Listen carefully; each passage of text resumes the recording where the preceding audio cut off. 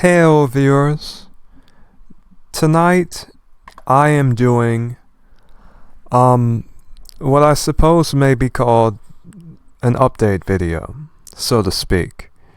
Not that very much significant has happened, or that I have many plans other than the usual. For those of you who watch the channel, or who have been watching this channel for a long time, you know I usually do videos on an impulse. These videos that I do, pertaining to updates, so to speak, are not so much updates as they are mainly me talking about what the channel is about, because I receive many new viewers as time goes on, many new subscribers. And for the most part, since I have a wide range of videos, I have a wide range of subscribers, different types of subscribers. This channel started as a channel that I mainly had created to investigate symbolism in FromSoft games, such as Demon Souls, Elden Ring. I have not very much talked about Dark Souls yet, or Bloodborne. But for the most part, those videos were they were what I started out with, and they were fun to do. And I do plan to return to that, especially considering that the Elden Ring DLC has finally released. Now, regarding video games in general, I've become quite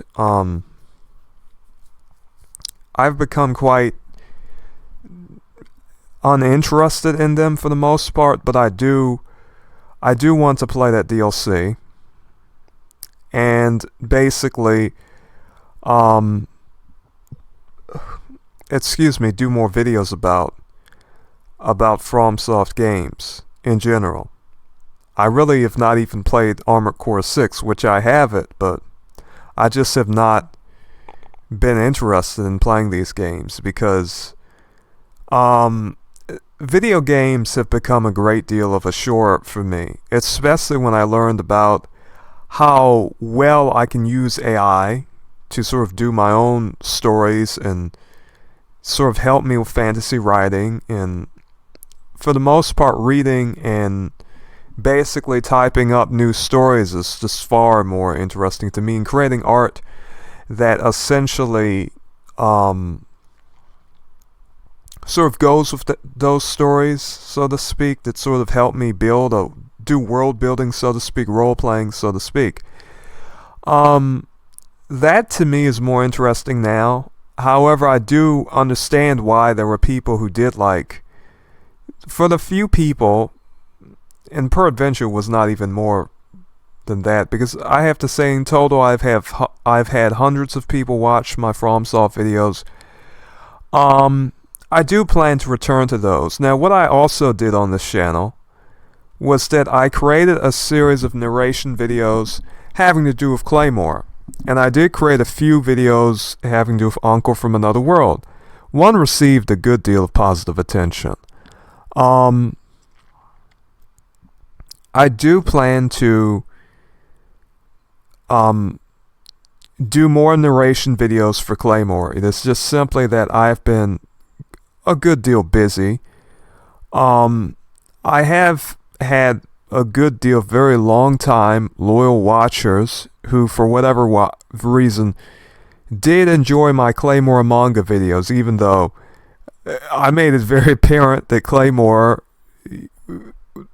when I read it, I am not very, how should I say, I really do not repress my criticism of the series. If I have anything good to say about it, I say it. However, it is very obvious that I'm a critic. And I have to say this channel in general is a very, it has a lot to do with critique. It has a lot to do with my reviews of certain things. And I have to say that regarding the manga videos, they have been enjoyable, and really all of the different types of videos I have been doing have been enjoyable. The thing that I lack oftentimes is time, or just simply the impulse to do it. If I do not feel like doing them, I do not do them. That said, I really have, for whatever reason, built up some type of audience with those Claymore videos. I really do wish to continue them. I am planning to, and I plan to do another Claymore manga video, probably sooner rather than later. I can never really, sort of, how should I say, really sort of make a schedule and sort of essentially do something in a scheduled manner due to my situation. And not to mention, if I do not feel good, I often do not do them. However, I am planning to do one soon, because I know I have not done one in a very long time. And I have about, of course, you have to realize that I have about, 21 or 22 Claymore videos that have been released of me narrating them. My narrations themselves, this is not any type of professional quality narration work or even voice work, voice acting work or anything of that sort. This is just some person on YouTube that does this. Alright? If you are looking for the video game that you are watching now, this is called Song of Prairie. It is still in early access. And in sooth, it could be in early access for a long time. I've noticed that on Steam, a lot of these games, they are very good. Who knows how long they will stay in early access. I did not pay for this. I get repacks. I know, and I use Reshade, because mainly, frankly, people who share, I really do like that in regard to digital media. I am a, person who really does not even regard copyright in this fashion.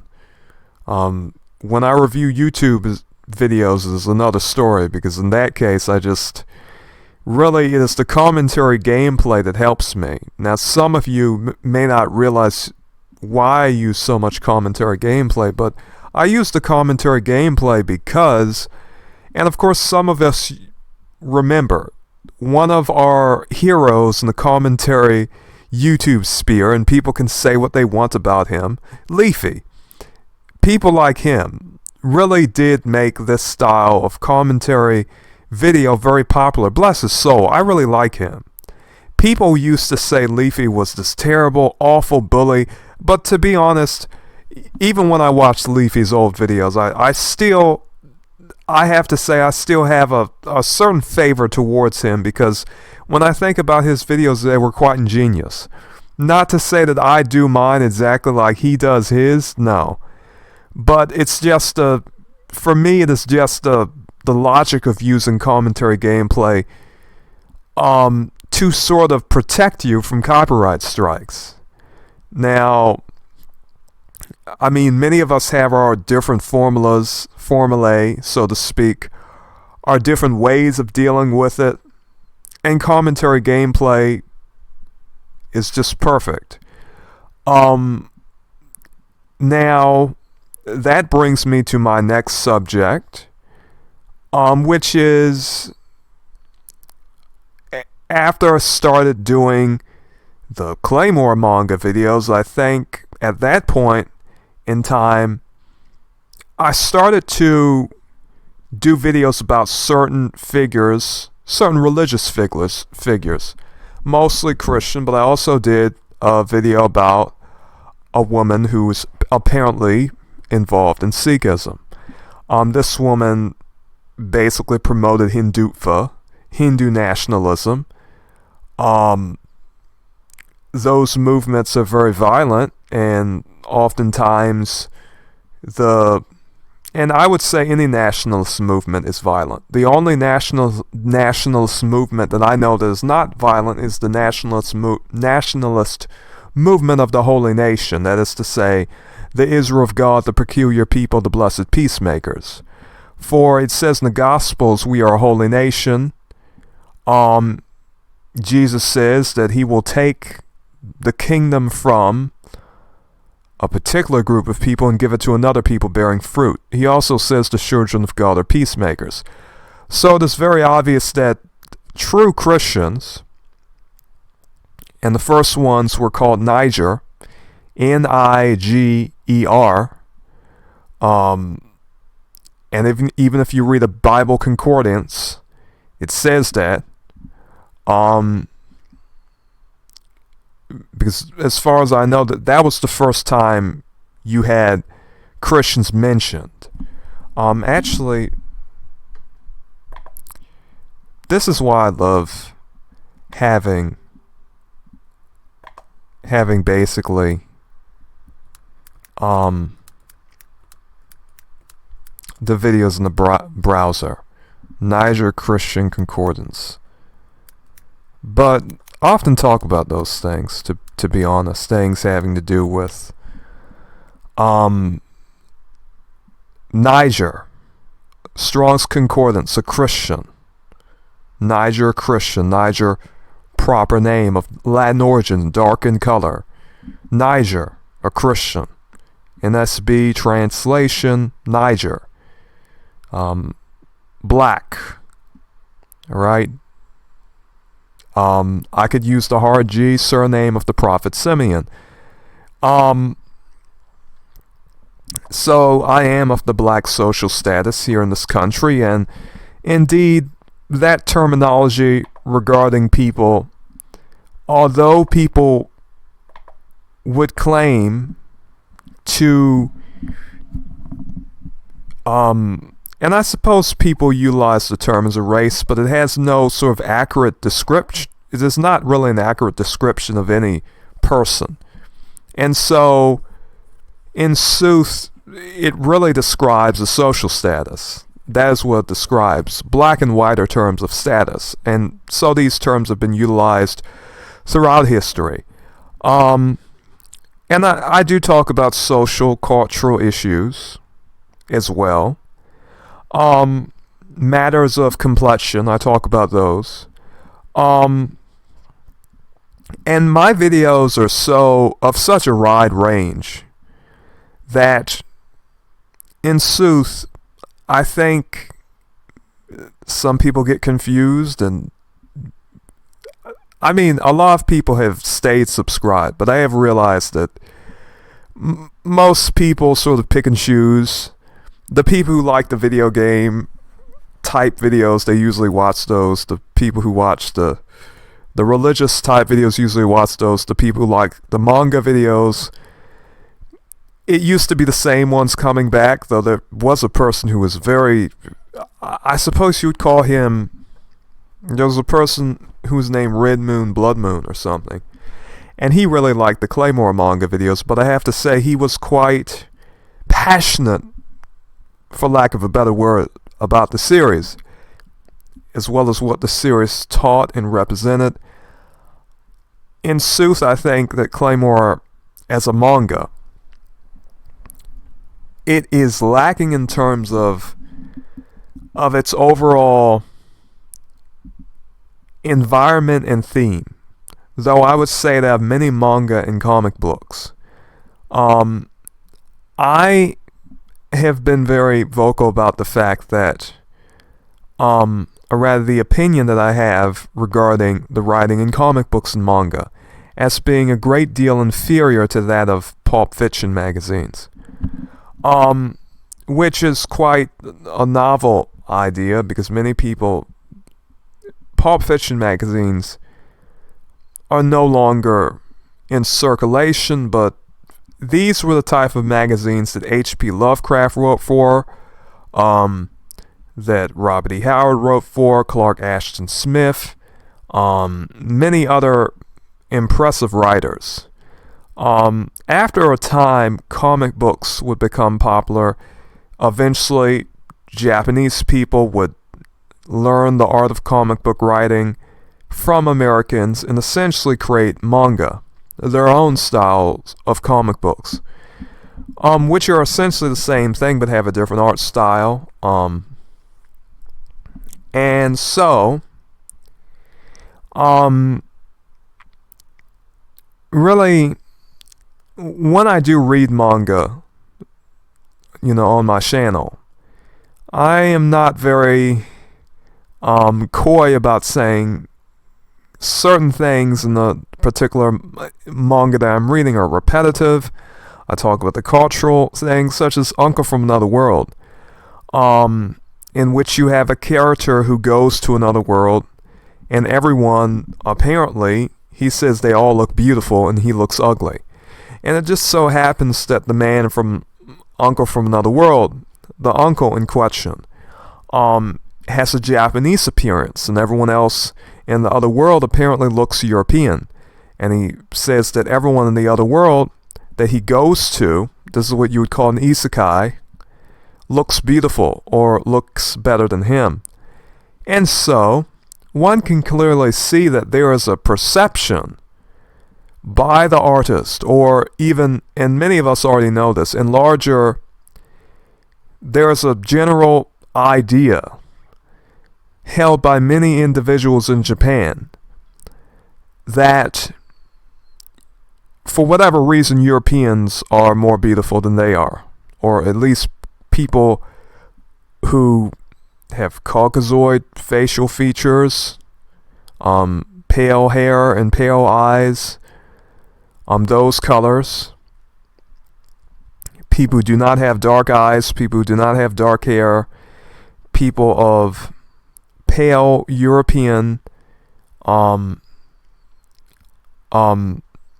phenotypes, so to speak, which I do not really even like utilizing the word phenotype. I really do not like using particularly overly scientific terms, essentially the look of a European.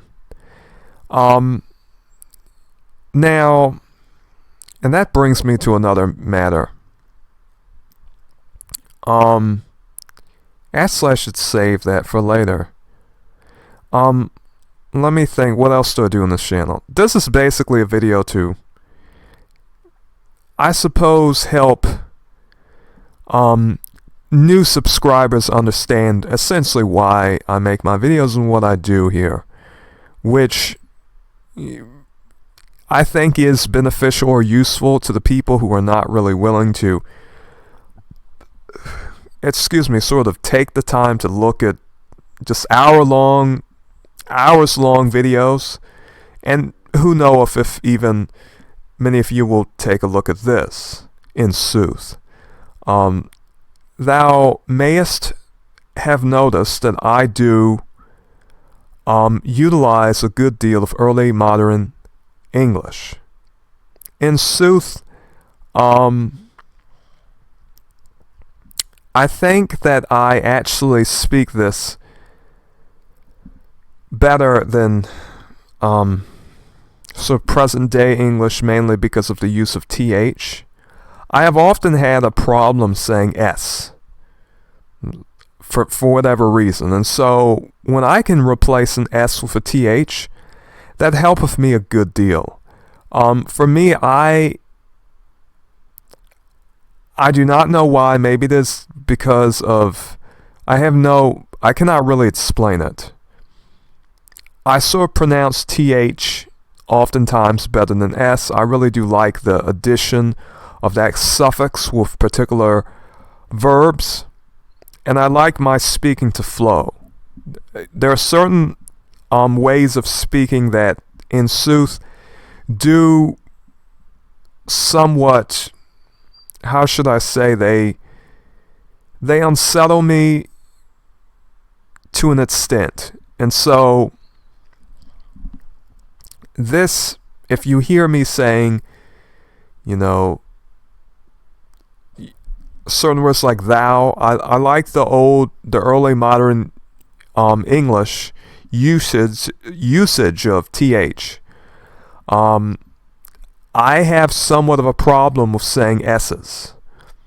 It may not, peradventure thou hast noticed that, or peradventure thou hast not. However, I have some very interesting peculiarities, so to speak, regarding all of that. Anyhow, what else do I do on this channel? So, in regard to the religious videos,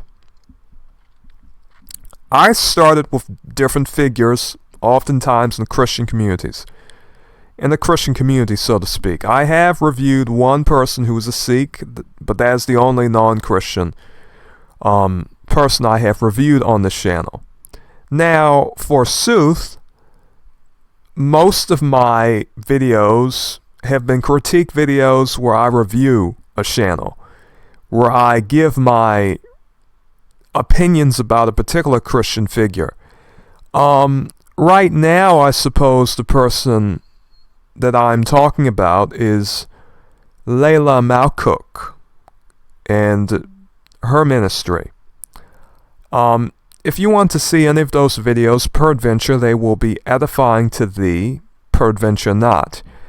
And in this case, I'm using a personal thou and thee. I simply feel like it. We can pretend that this is just a conversation between me and thee, rather than me and ye, regarding a plural address to multiple people. But I would have to say that right now, I'm talking to thee. And so we can very much imagine this to be a personal conversation. So those videos are for the benefit of my fellow Christians, or really anyone else who wants to see them. They are for the benefit of anyone who watches them, because in sooth, I think that most people do not like to be deceived, or essentially have something sold to them. Oftentimes it seemeth as though just about everyone in these hard times, and even previously, years ago, are looking for different sources of income, even if they are very paltry sources, petty change, what have they. We often see that. We see a lot of people who sort of engage in, let me be honest, let me get to the point. Most of my videos have often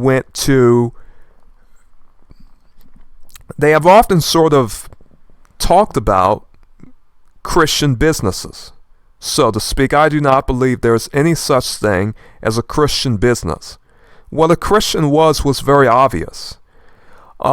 Jesus told the rich man, sell your possessions, take up your cross, and follow me.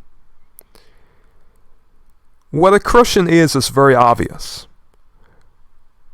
for any of us to know. The Gospels say what a Christian is. Blessed are the peacemakers, for they shall be called the children of God. For those of us who think, for those of ye who believe that you can take up the gun, you can defend yourself, you can fight tooth and nail for what you have in the world. You can be like Esau, and you can say, I have this red bowl of pottage. Or you can be like many of the children of Jacob who thought, Jesus has come to give us our kingdom back. He is the Messiah, and the true Messiah would make us a worldly nation and a powerful nation. Jesus came and did the opposite. He came and said, blessed are the peacemakers. We did not come here to make war. The kingdom of God is for the spiritual, and it shall be taken from you and given to another people bearing fruit. And this was shown. If you do not believe that Christians took up the cross and followed Jesus, then all you have to do to rectify that misunderstanding is read about the martyrs of the Christian church. You can read a particular book called Fox's Book of Martyrs. You can read about the early church writings regarding martyrs. You can read about all manner of people who were essentially persecuted by the Roman government, put into colosseums, eaten alive by animals, and yet the whole time they were not resorting to violence. They were some of those people were even dying and excited to die. If you want to know what a true Christian is, you can read about the Christians in Japan, who, when they were essentially taught the religion by the Jesuits, they took it in earnest. Now, whether you agree with the Jesuits or not, which I do not, nor do I agree with the practices, or at least most of the practices of the Roman Church, the Japanese Christians died for their beliefs. You can say whatever you like about them, but they died for their beliefs. What did Jesus say? Take up your cross and follow me. The cross is not a symbol of anything other than death. Why so many Christians have crosses, and as well as pale-skinned Jesuses, which, if you read the Bible, it says, I loved Jacob and I hated Esau. Jacob was considered to be a smooth man. This is what he says about him. He says, Esau's a hairy man, I am a smooth man. The Bible says Esau was red all over. Some translations say that he had red hair all over his body. Alright? So when you think about this idea of someone who's red all over, whether his skin is thin and essentially his blush shows through his body, or beige cream colored complexion in which the skin is thinner and has less pigmentation, not as thick, not as smooth. Essentially, it could be referring to that, or it could be referring to the fact that this is a man with red hair. Those European features that we see in many of the Jesus pictures portray Jesus to be more of a person that looks like Esau than what many verses in the Bible talk about. I often talk about this. I talk about this ad nauseum. Some of you probably already know that this video is a video in which I'm rambling from subject to subject. Essentially. But essentially we have essentially portrayals of Jesus that make him look like a manner of people, as stated in the book of Genesis. The book of Genesis talked about two manner of people. Jacob says, I am not like my brother Esau. I am a smooth man. He is a hairy man. He's a red man. This is the type of man who values worldliness above things that you cannot see. You cannot see an inheritance, but you can see a bowl of pottage, and a bowl of pottage will sustain your life in this world. So Esau took a bowl of pottage to survive. He is faint, he is hunted, he is out there in the wilderness hunting. He comes to Jacob, he says, give me this bowl of pottage, I'm faint. He's going to basically die if he does not get this bowl of pottage. He is faint and weak. He needs something to eat. Jacob says, give me your birthright and I will give you this bowl of pottage. That story, that history, is symbolic and historical, in my opinion. Now, this story, this history, has a great deal of symbolic value because the decisions made in it are not so much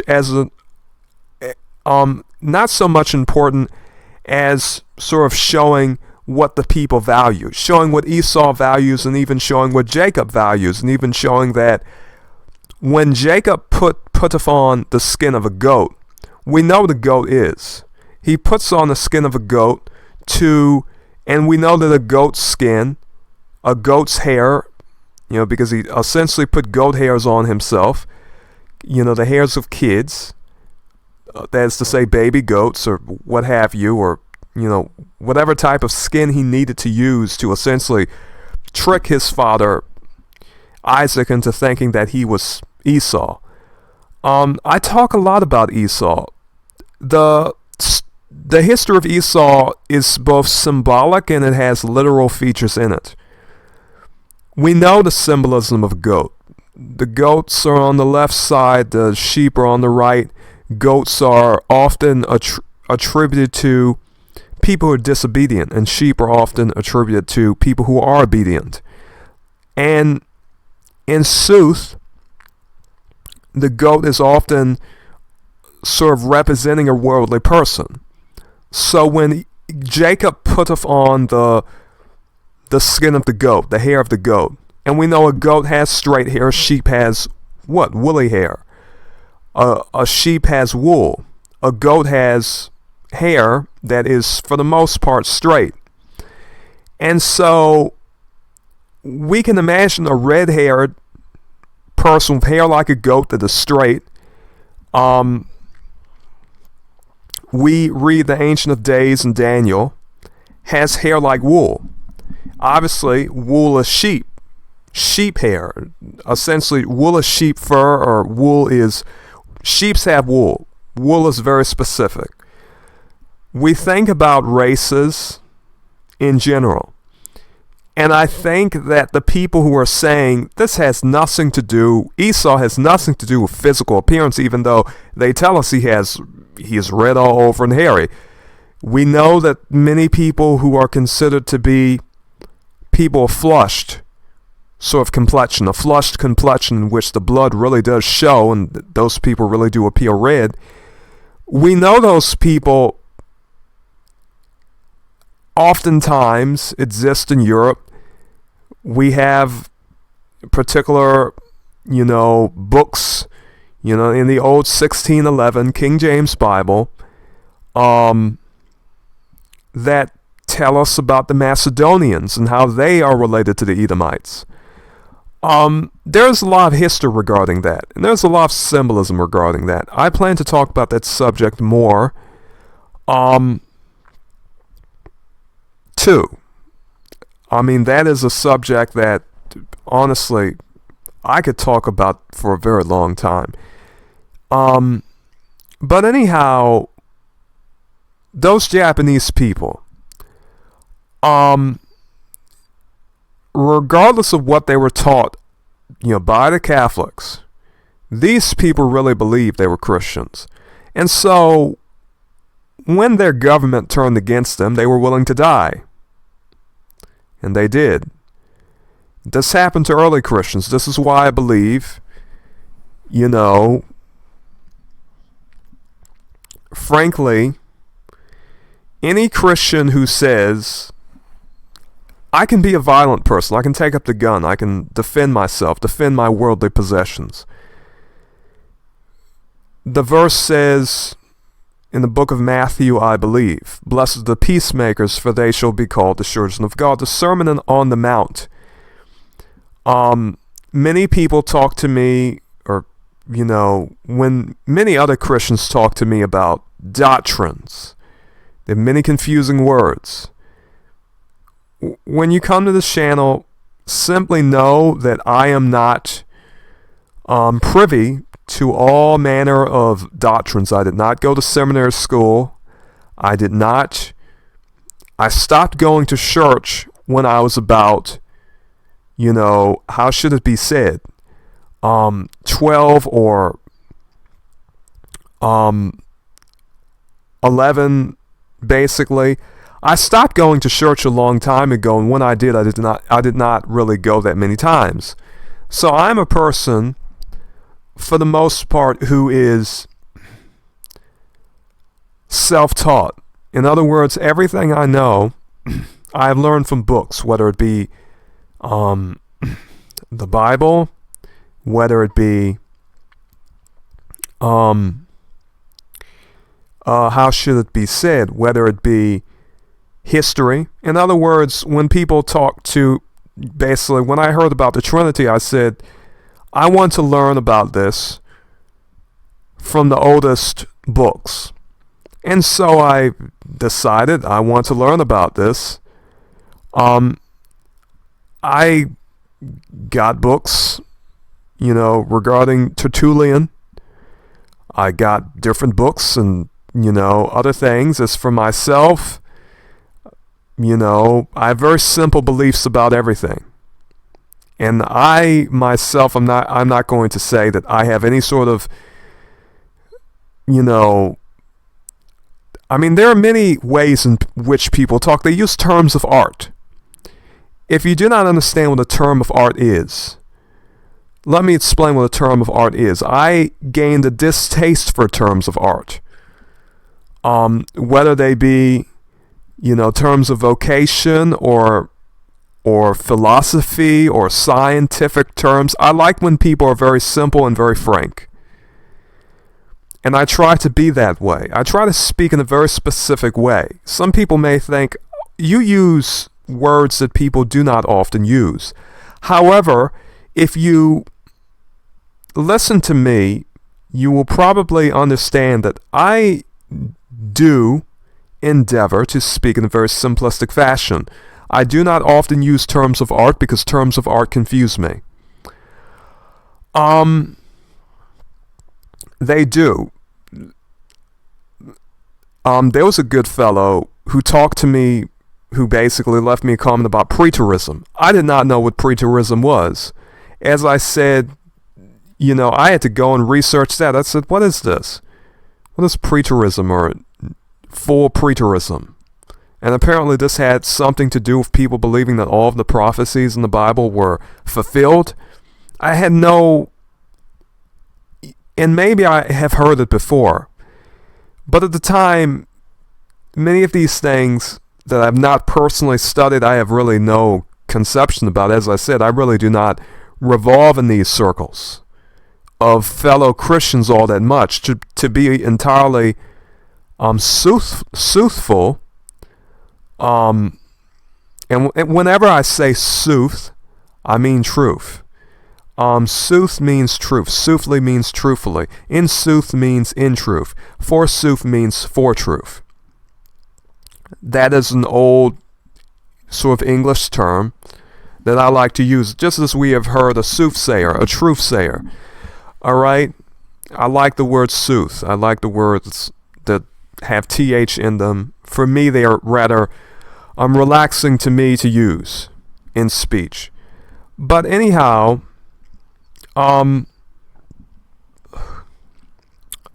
most of what I know are just due to my personal studies. And so, when people bring up different words, I have to research them. Religious terms, I have to research them. Basically. I'm not going to know all types of terms. At one point in time, there was a person on DeviantArt, I believe. They were talking to me about role-playing. They were bringing up all manner of different terms of art. And I really had to sort of explain to this person that I did not really understand those terms. And I do not think I'm the only one in sooth. But anyhow, I do appreciate any comments left on my forums. But if I am somewhat not necessarily too elaborative upon different concepts, that is why I'm self-taught. So if thou art dealing with me, please have some patience. I am a person who has sort of learned everything for the most part from personal reading. So for me, when Jesus says, "Blessed are the peacemakers," and thou shalt be called the children of God, you shall be called the children of God. To me, that is very important. If he says I am to be a peacemaker, I believe it. That meaneth, if I want to be a soldier and fight for a worldly nation, I've been told in the Gospels that I'm to be a holy nation, a peculiar people. Have been told I'm to be a blessed peacemaker. This is very simple to me. It means that I should not take up the sword. The Bible says all those that take up the sword shall perish by it. The book of Revelation says those who lead into captivity shall go into captivity. Those who slay by the sword will be slain by the sword, must be slain by the sword, that is to say. Many people will call this nonviolence, but from what I've read, all of this is completely Christian. Some people would say that is mystical. You really think you can apply all of those things? Personally, I do not think any of those things are so very mystical, but they became sort of connotations, or rather, they, not necessarily connotations, but they became connected with the idea of mysticism. Because many Quakers took those words seriously. Not many churches, I've noticed when I was in church, not many people talked about, turning the other cheek literally. Jesus said some very significant things that I think many people ignore. Many people get into arguments about simplistic things that, in all honesty, I suppose one could call them simplistic. I suppose one could say other things. This woman, Layla Malcook, for example, is saying some very interesting things about people with different doctrines and how she is right. She is getting into the whole situation where she is talking about people who believe that, work, salvation, grace, and all of these other matters, which, as far as I'm concerned, if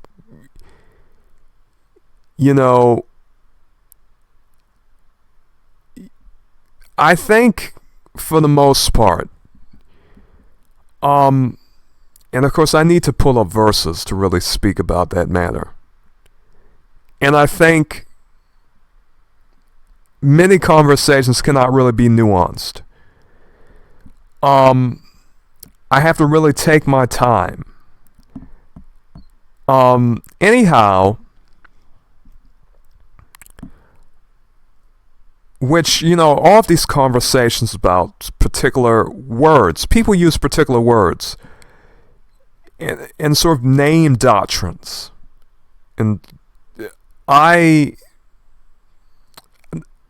suppose I do not really, as I said, I really do not, when it regards terms of art, I have to read and learn specifically about a term of art and really take my time to address it and to speak about it. I could speak about it now, but I really want to have my wording well.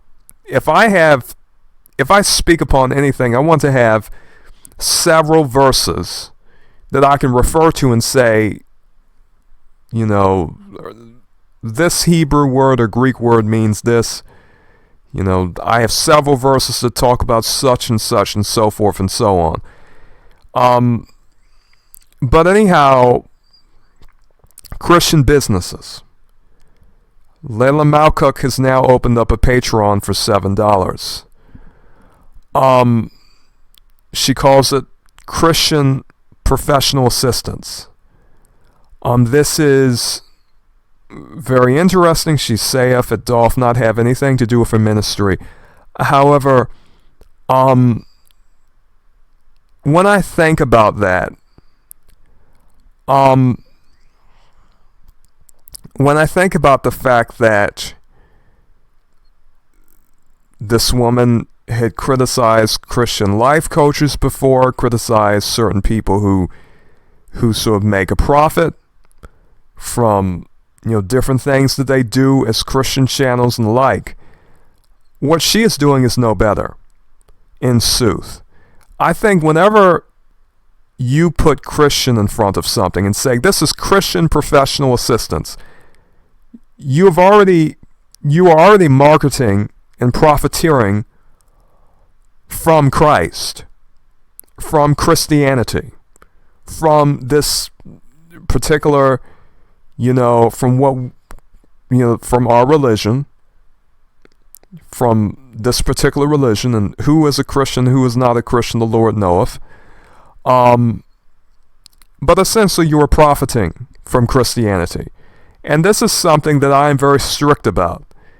I personally do not believe that anyone should profit from anything sort of actively. If people donate, and these are sort of community-based things where a person is receiving some donations within reason, all right, and things are not too obsessive and people are not being abusive, I do not think that that is something against the Spirit of Christ, personally. Now, when people are being abusive, that is a different matter. In sooth. Yet, there are some people who are doing things which, when I think about them, this woman's saying she is creating homemade shampoos. I'm going to do a video about this where I talk in detail. You can find homemade shampoos and homemade recipes all throughout YouTube for absolutely free.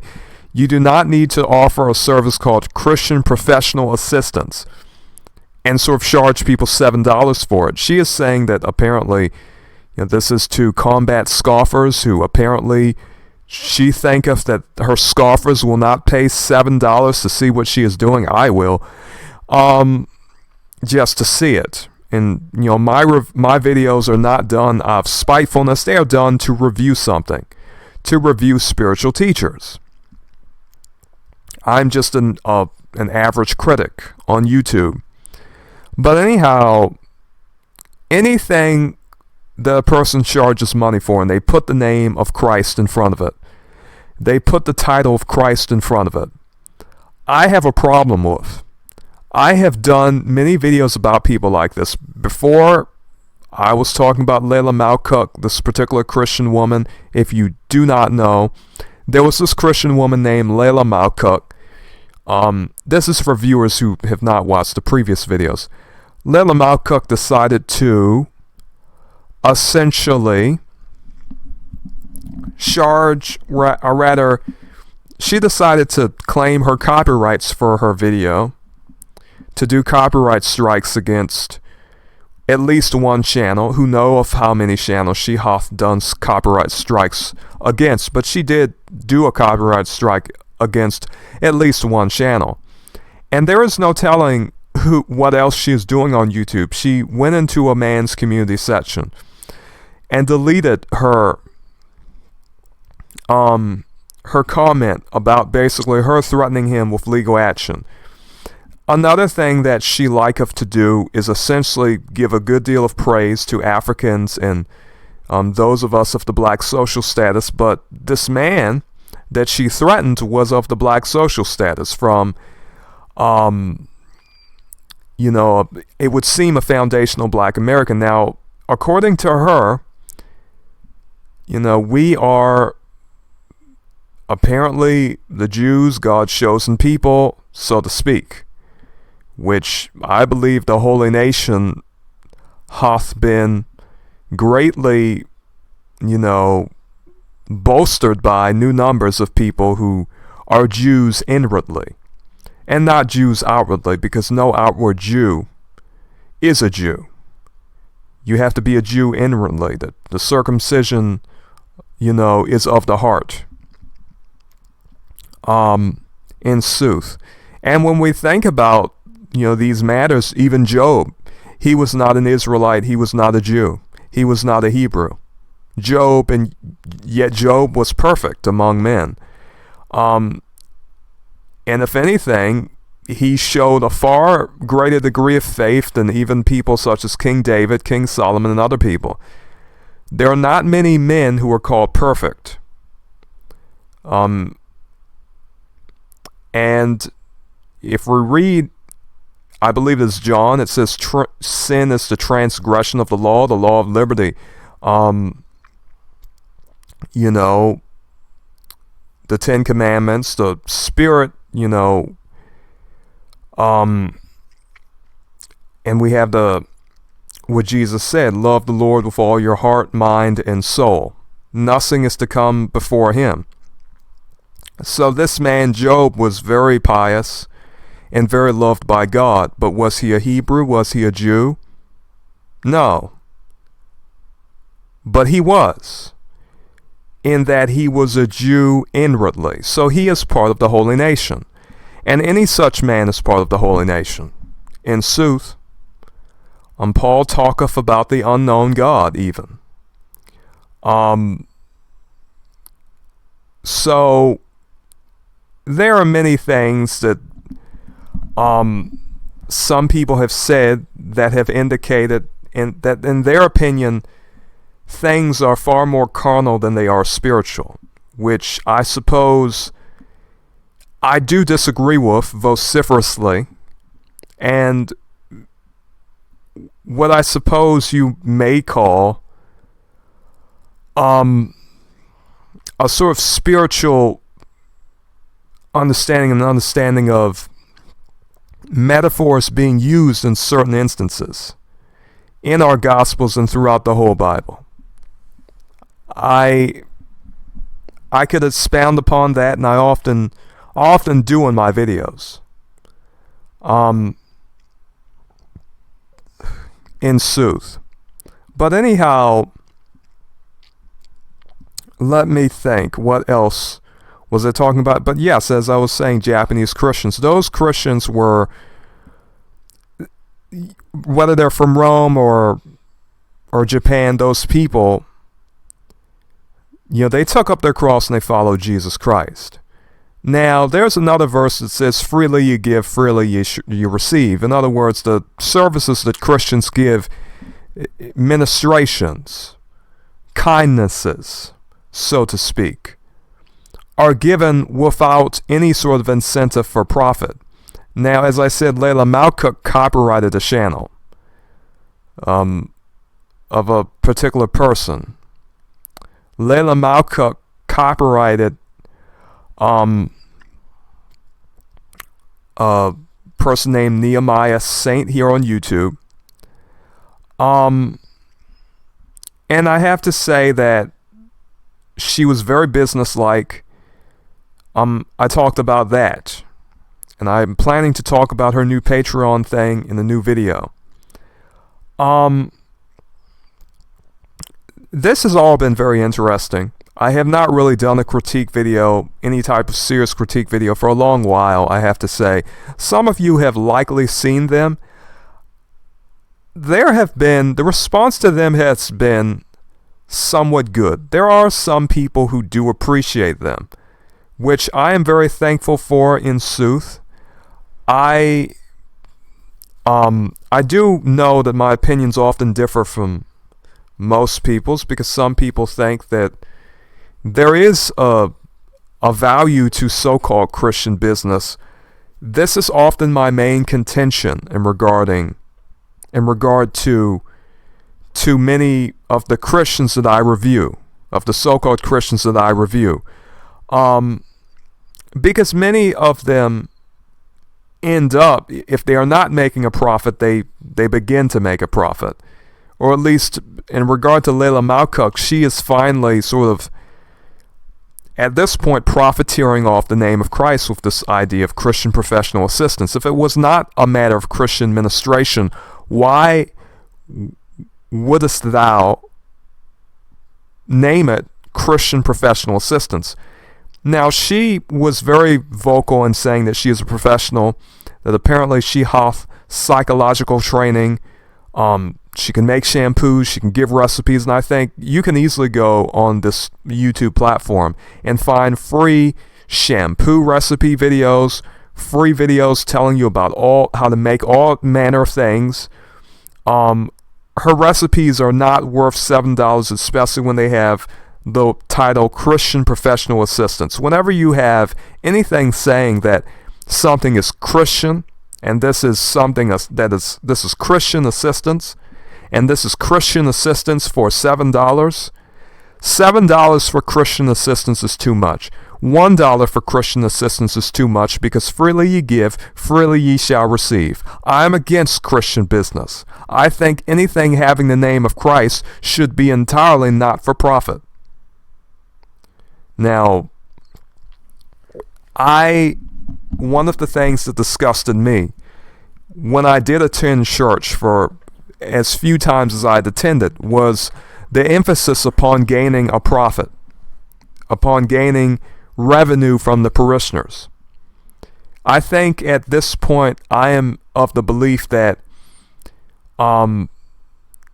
basically, just like the gospel said, a church can be, when 2 or 3 are gathered in my name. Essentially, many of the churches back in those days were in houses, because if you were a true Christian, just as if you were a true Christian now, the government will persecute you. A true Christian will not take up the gun and fight in the war. You can say that he will, but what does the Bible say? Blessed are the peacemakers, for they shall be called the children of God. All those that take up the sword will perish by the sword. Those that lead into captivity shall go into captivity. Those that slay by the sword must be slain by the sword. All right? The Lord did not even allow Peter to cut a man's ear off on his behalf. He healed the man's ear. If he would not allow Peter to do that, dost thou really think that he would not want thee to be a peacemaker? He wanted Peter to be a peacemaker. He did not want him to take up the sword and cut a man's ear off. And he restored the ear of the man who had his ear cut off. So, in sooth, these are matters that I do meditate upon often. They are always in my mind, for the most part. The words of Jesus Christ have been so significant that I cannot ignore them, in sooth. And so, there are many things I think that are not Christian. I do not think warfare and military might and worldly fighting for protecting your worldly possessions as Christians, because the first Christians did not do that. When the Roman government persecuted them, they were slain, they were taken to the Colosseums, they were executed, they worshipped peacefully and quietly in houses, wherever they could worship, they worshipped. They had to hide themselves, but when they were brought to be executed, they said, we will not renounce Christ. We will not worship the Roman gods. We will not worship the Roman emperor. They worshiped the Lord on high, and they were not going to worship anyone else other than him. So, the same thing was true in regard to Japan. So in regard to Christians, I believe there are very few true Christians. When I say that, I mean it in this way. If the Roman government, if this United States government, which is in a sense the Roman government, the iron mixed with clay, and as are all governments that are influenced by Rome, if you read about the book of Daniel, the statue of Nebuchadnezzar, you could say this is, the modern powers are ruled by a manner of people. A manner of people. The manner of people in control just so happen to have the features talked about in Genesis regarding Edom, but anyhow, hairy men and not smooth men, red men and not dark men. Not to say that a person cannot be a ruddy brown, but oftentimes people who are ruddy brown are not hairy men.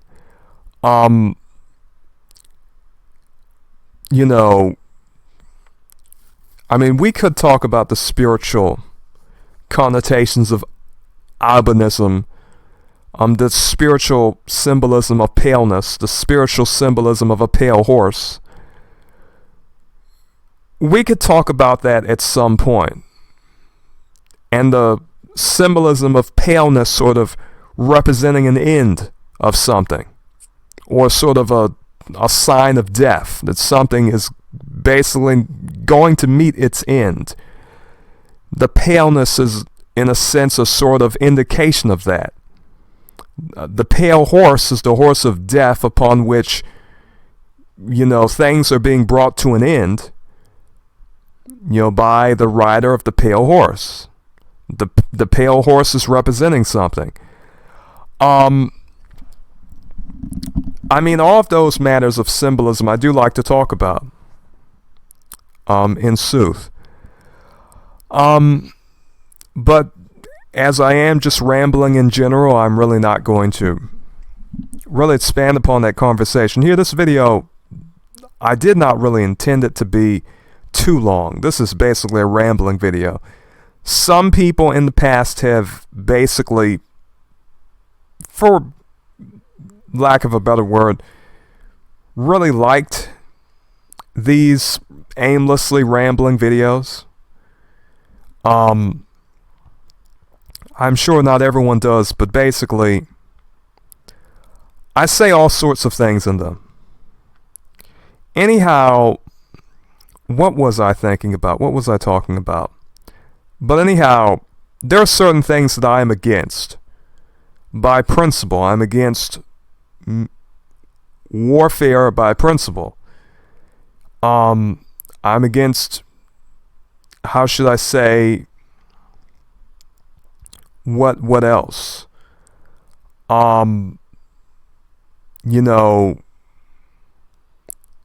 Sort of gun-toting. As a Christian by principle, because the gun today is our sword. And we know that some people are very proud about those types of things. And I think that is the furthest thing you can be from being a blessed peacemaker. The blessed peacemaker shall be called the children of God, not those that take up the gun or the sword. Anyhow, the early Christians did that. They were blessed peacemakers. They did not try to fight their governments with weapons. The weapons of our warfare are, as the Gospels say, spiritual. And their weapons were spiritual. Their, conduct was spiritual, not carnal. The carnal weapons are the swords, the guns, the maces, the bombs, the missiles. Those are the carnal weapons of this world. They mean nothing to the Lord who hath all power, I would say, personally. And I think that for any true Christian that would be obvious. And so, this is a theme that you may very well see in my videos. I am vociferously against a good deal of the violent things that we see. At least, in regard to just acting out. In regard to media, fiction, things can be portrayed, but things that are portrayed are not things happening in the real world. Not to say that art cannot have an influence upon the mind. It can. But oftentimes one's intake of media is, some people intake a great deal of it. And they try to act out what they see, which, in sooth, we could say the same thing about even a story like Don Quixote, or even many of the great wars and worldly conquests over there in our Bibles in the Old Testament. Jesus told us to be blessed peacemakers, not to take up the sword. All those that take it up shall perish by the sword. Which I think there's a question if a man wanteth to be spiritual, or if he wanteth to be carnal. There's a question of it. I think many people read the Gospels, but they do not believe in what Jesus saith. And they do not really believe in Jesus. They do not believe that they can actually do anything that he has taught them, or sort of believe in what he has said. Do they really believe the Lord is going to take care of them? Do they really believe that they do not need to take up the sword? A great deal of them do not believe it. Do they really believe that they can sell all their possessions, take up their cross and follow him? How many people really believe it? A lot of people talk about belief. How many people believe it? And a lot of people argue about belief, but very few people talk about what it meaneth to believe. Believe is another, basically it meaneth to accept. Do you accept it? Do you accept it? I think a great deal of people do not accept the words of Jesus Christ. Jesus said, turn the other cheek. How many people will do it? How many people believe Jesus? How many people believe in Jesus? In my opinion, very few people do. Some people disagree. Some people would say you can find a Christian a dime a dozen. But how many people believe Jesus? How many people do believe? And I've written the Gospels judge people by their fruit. I've also written the Gospels, faith without works is dead. So there is faith, but that faith is going to, in a sense, is going to have an appearance to it. And I can say the appearance of the people in the early church who lived and died by the teachings of Jesus Christ believed in Jesus, and they believed in what he taught. That is my opinion. It's a very simple opinion, and I refuse to use any terms of art about it. And if you have noticed that I often do not use those different doctrinal terms of art, it is because I am not some individual who is really keen regarding a great deal of that information. That type of push-up he was doing was very, I mean, this character Maud, I really liked. That was a pretty good push-up. It was a squat and a push-up. Quite impressive. But anyhow, I really, I just think that, you know, I just simply think that there are a great many things that I think about. I'm not casting aspersions about anyone, but I noticed that Layla Malcook is talking about this idea of belief. She is in conflict with, you know, people who she is saying are, you know, free gracers, or I hear these terms. I do not like any of these terms of art. I really do not. People have so many terms for each other, and then they have insulting little terms for each other. In sooth.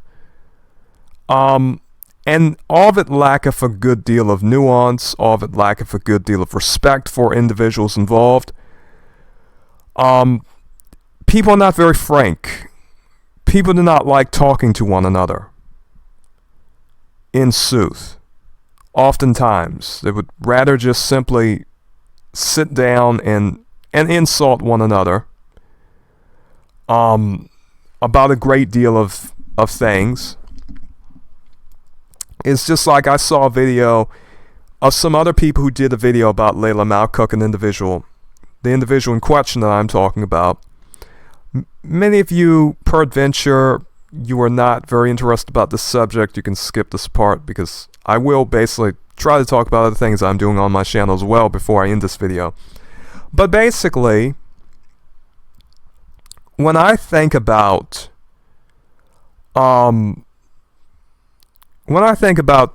how some people deal with their review videos,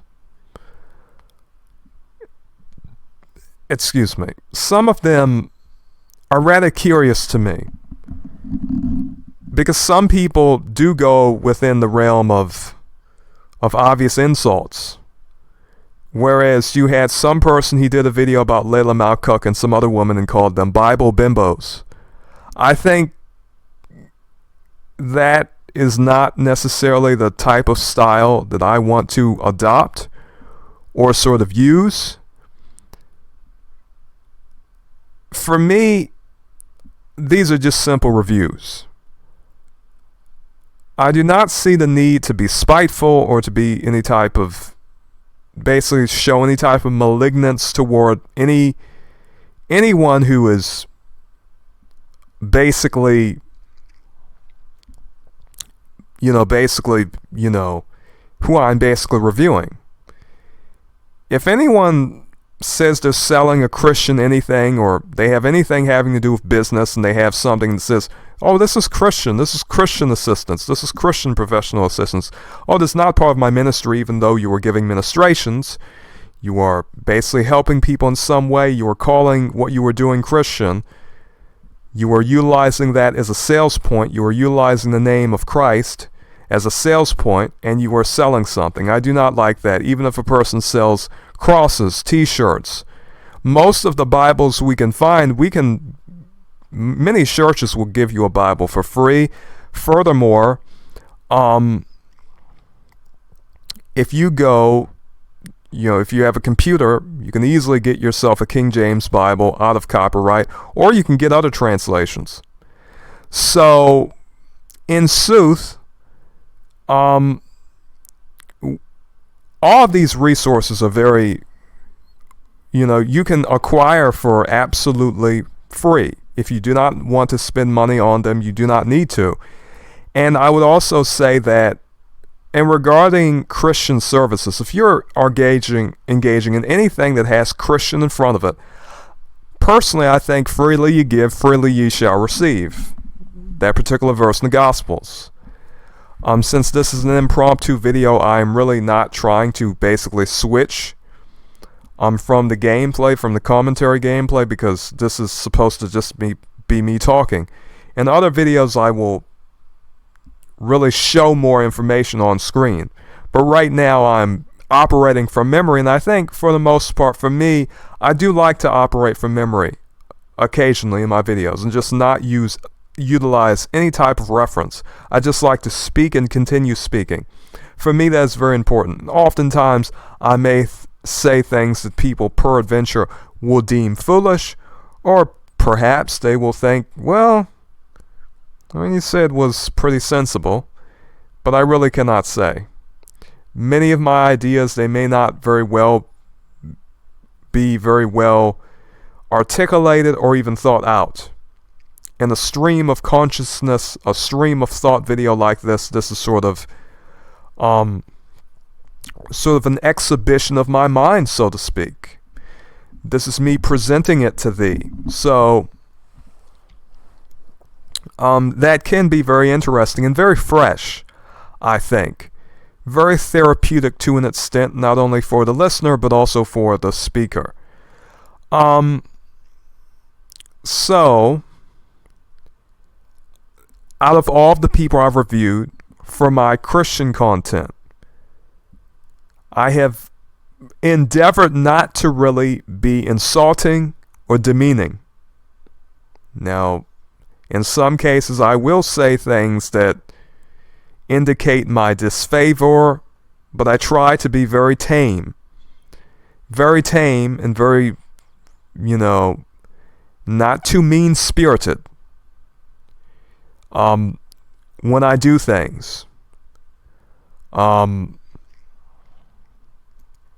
this sort of situation with Layla Malcook, or with anyone, often I mention very specific things that I've noticed and I just simply want to give my opinions about. Now, most of my Christian videos have been like that. However, I have done Christian videos regarding, for example, quietism, books about prayer,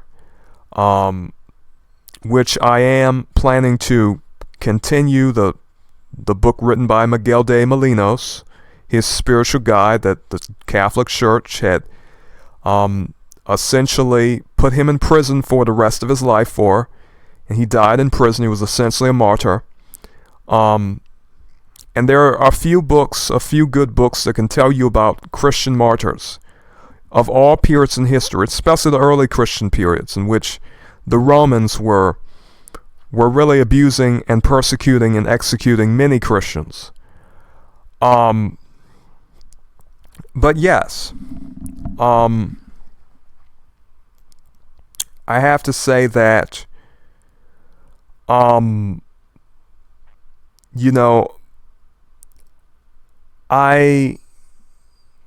most of my videos are reviews about certain people on YouTube. And I have only a few different types of Christian videos, which, mainly reading, which I do want to continue. Most of my reading sort of videos having to do with, different figures like Molinos are things that people are rather lesser known. Things that are lesser known, I sort of try to bring to people's attention. Figures like Molinos who died for his faith. I really like to talk about martyrs. I really do. But anyhow, another thing that I have been doing on this channel has been talking about social issues, especially regarding matters of complexion, matters of social status. What may be called race, but talking about race is not very specific in sooth. Most of what I talk about has to do with social status and complexion. Very simply put, on this channel I really do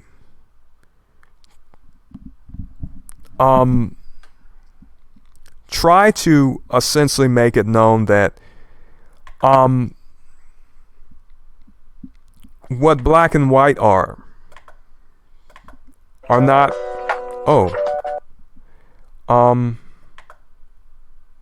I do have music on these videos because if I ever pause, you can listen to the music. This is supposed to be full screen. Okay. Yeah, there we go. Here we go. Anyhow, this particular game is called, I believe it is called Spirit City, Lo-Fi Sessions. This game hath a good deal of very interesting music that I like quite a lot. You can sort of create your own character. Not much happeneth in it. It is essentially, you get to listen to music and see the character that you create, lay down or sit down or something of that sort. Anyhow, the cultural things that I talk about often have to do with, many of those things have to do with critique as well, reviews of what different people say as well. Some of you peradventure have seen the videos about Diane Yap, a woman who apparently she liketh to say that people of the black social status have a lower IQ. People of the black social status are violent by nature. We live in a country that was established by very violent, pale-skinned people who came from Europe. who committed all manner of crimes, who engaged in all manner of rapine, robbery, slaying, wanton killing, wanton thievery, cultural and demographic destruction of whole people groups. But there are people who say, well, people of the black social status are violent. There are still towns known as sundown towns in which many people of the black social status are warned. If they go out into these towns after dark, they will not return. I think many of you already understand what the implications of those statements are, of those particular towns are. There are still towns like that. These towns go all the way back to the Jim Crow segregation laws. All right? These towns are still in this country, here in the United States. Their police forces share the same culture as the common residents in those towns. And there is a great deal of corruption in them. And I will be talking about that. I have talked somewhat about, I have not really talked about that in Sooth. I do want to talk about that issue. There's a cultural issue I want to talk about. I often talk about blanqueamiento. For all of you Latino viewers, Latino and Latina viewers, some of you know about blanqueamiento, mejorar la raza. All right? So to speak. Whether I have pronounced those words rightly doth not matter in sooth. For this reason, these terms I talk about because the idea of blanqueamiento is the idea of whitening. The idea of blanqueamiento hath to do with whitening generations. Mejorar la raza hath to do with, that word meaneth improving the breed, improving the race. The idea is to improve the race and make it lighter, make it whiter, make it white. White is a social status. Many of these people in Mexico, Brazil, they may be tan skin, they may have light brown skin, they may have caramel colored skin, they may have sort of dark cream colored skin, and yet for whatever purpose these people are considered white. You may think, how is this person white? Well, even the so-called white man of Anglo descent, which is an interesting matter in itself, because many histories that detail the early Anglo people, the early people on the Isle of Britain, talk of, or rather portray of, a people of darker hued skin. And one can see this theme all over the world of darker Aboriginal peoples. But anyhow, the so-called pale Euro-American man of English descent, even he is not white. What you have is a beige or cream-colored person who has very thin skin, so much so in a lack of pigment to the extent where it hath a translucent quality about it. You can see the red through the skin. So you may ask, why is the Aboriginal man called a red man? The reason Aboriginal men are called red men is because of a particular statement that was said a long time ago, having to do with pipestone. Pipestone is a stone that some American Indians had created their pipes from. It is basically a dark reddish stone. And so these people would hold this dark reddish stone up to their skin. And they would say, our skin is the same color as the stone. And apparently the European colonizers, when they had talked to these American Indians, the colonizers were very they noted this. That is why when you see the old Redskins logo, for whatever reason, the players look the same color as the logo. They are dark players for the most part. The teams are often people of the black social status, and these people are very dark. Here on the East Coast, we have Indians such as the Nottoway, Accomack. Down south, we have the Chata, Louisiana Chata, so to speak. We have up north, Shinnecock. We have in places such as Maine, Ramapo. In all of these American Indian tribes, we see that we have dark peoples among them. We have people of darker colors. We have people of lighter skin. We have all manner of people. If you read the old accounts of Indians, American Indians, the primary source works, the primary source histories, written by the first colonizers here to the United States when they reached Virginia and the East Coast, they were talking about Indians of chestnut brown complexions, very dark complexions. And these are matters that I talk about oftentimes. I will be talking about more in the future. Some of you rather, peradventure have noticed this. But anyhow, some of you peradventure, even from the Redskins logo, the old Redskins logo.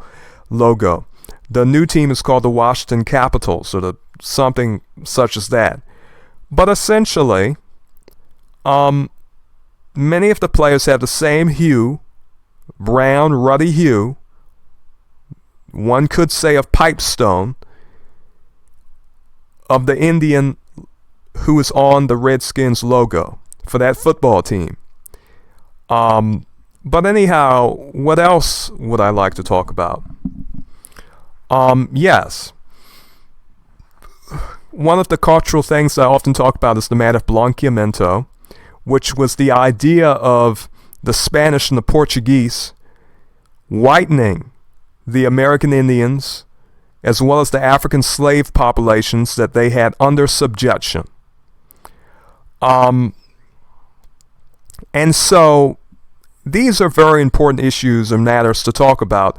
I would say most Spanish people, most Latino and Latina people have some understanding of mejorar la raza as well as blanqueamento to a certain extent, because many families, many Latin American families do teach their children, and many Spanish, many Latin American people do hold this view of mejorar la raza.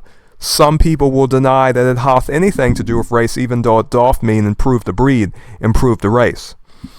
So I talk about that. I talk about cultural matters such as this. I talk about matters such as social status. I talk about, for example, I have a video about Aryans, and basically in contrast to Dravidians, to Dasyus. Look at any Buddha statue. We all know that Buddha came from India. Siddhartha Gautama. Many people, however, say that the statues, some of those statues actually predate Siddhartha Gautama, as well as there are stories talking about Buddhas who even predated him. Why am I talking about Buddha? I'm not a Buddhist. However, I will say this. If you look at the Indian person, have you ever seen an Indian person with hair like one of those Buddha statues? No, you have not. Did you know that the Greek traveler Apollonius had said that Ethiopians had traveled to the Indus River Valley and created a civilization? Did you know there were stories and histories talking about how Africans had traveled to India? There are still people with congoid features and woolly hair in India today who have an ancient heritage, an ancient lineage. These people are not sort of dominant socially today. However, they were at one point in time. There were a particular group called the Aryans. These people apparently came from modern day Iran, what we may have called Persia a long time ago. These people from Persia, or from the Near East in some areas, so to speak, they traveled to India and conquered people that they called the Dasyus, people that they called the Dravidians, darker skinned peoples. So there's a long history of darker skinned people groups in India, of darker complexions, people who are now considered to be in India of the lowest social caste. Those darkest peoples were considered to be of the untouchable caste, so dirty you could not even touch them. Matters such as this having to do with cultural implications are very important in my opinion, because many people do not understand where complexion-based social systems actually started in the long history that they have in countries.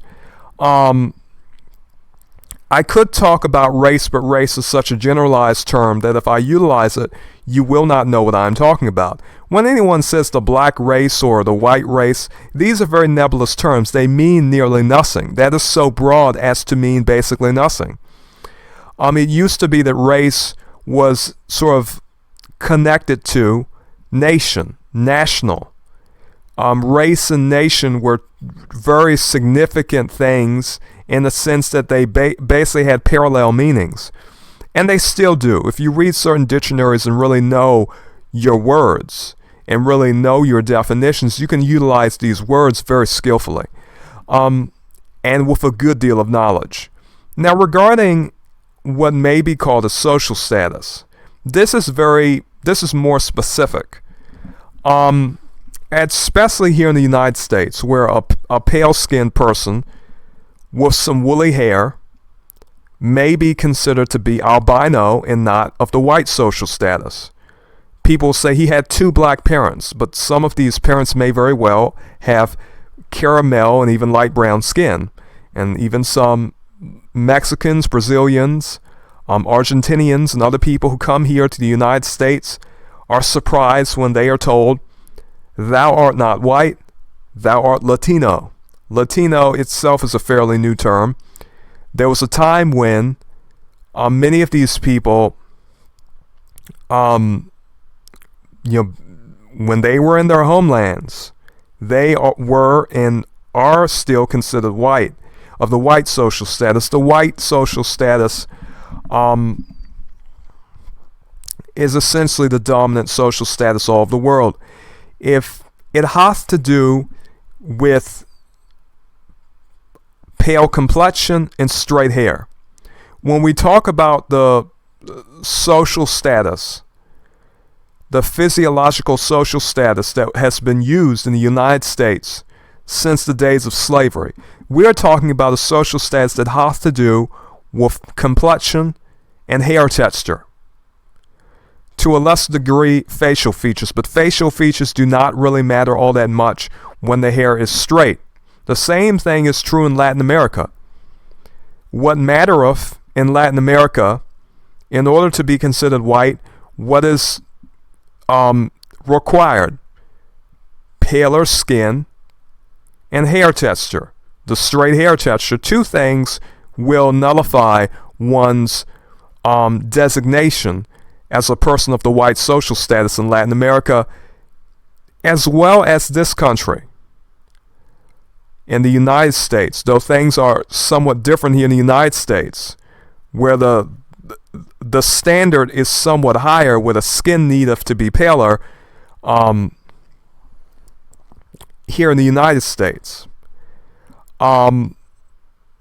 Basically, over there in Latin America, and all of the world, the standard for whiteness, the standard for being of the white social status, this, sort of social, these sort of social systems of what we may call pale supremacy, or white supremacy, so to speak, are this.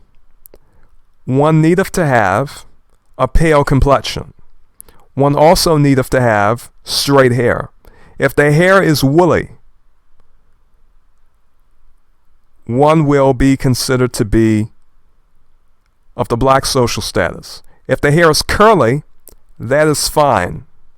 But if one is going about with a full African type afro, if one's hair is woolly like a sheep, woolly like Jesus Christ, because it says, what? His hair is white like wool, as white as snow. What does it say about the Ancient of Days? In Daniel, it saith, the Ancient of Days had hair like wool. What doth it say regarding, what doth Jesus say? Jesus saith, if thou hast seen me, thou hast seen the Father. So obviously we can deduct the Son looketh like the Father hath wool hair. If there's anything to basically classify as black, there are two things: the hair and the skin. There are two things that make us very unique people as people of the black social status, and this is why we are the proverbial black sheep. A sheep with black wool. Eventually, we have white wool upon our heads when we age. If we live that long, our wool becometh white. But anyhow, essentially,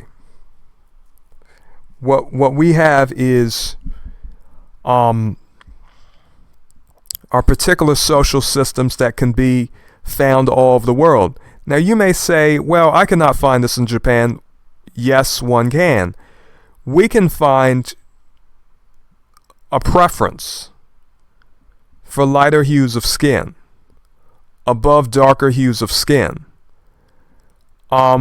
We can find it in India. We can find it in Japan. We can find it in China. We can find it in Korea. Thou mayest say, how doth one know? We can find this in their beauty products, their cosmetic products. There is a whole industry of skin whitening products that are bought and sold and used basically for the purpose of lightening the skin. In Jamaica, there's cake soap. People all over the world are trying to lighten their skin. If you know anything about relaxers, if you know anything about hair culture, if you know anything about the Crown Act in the United States regarding how people of the black social status are being told by their employers that they cannot have their hair worn in a natural way. However, if it is relaxed, if they have a weave, if they have straight hair, there's no problem. But if they have dreadlocks, if they have big fluffy afros, there may be a problem. There was a scandal in South Africa. There was a school in South Africa. The school was being operated by people of the white social status. These people told particular students of the black social status that their hair was too big, that there was something about it. They did not want these people to have their afros. This woman, this young girl, that is to say, of the black social status, simply had an afro.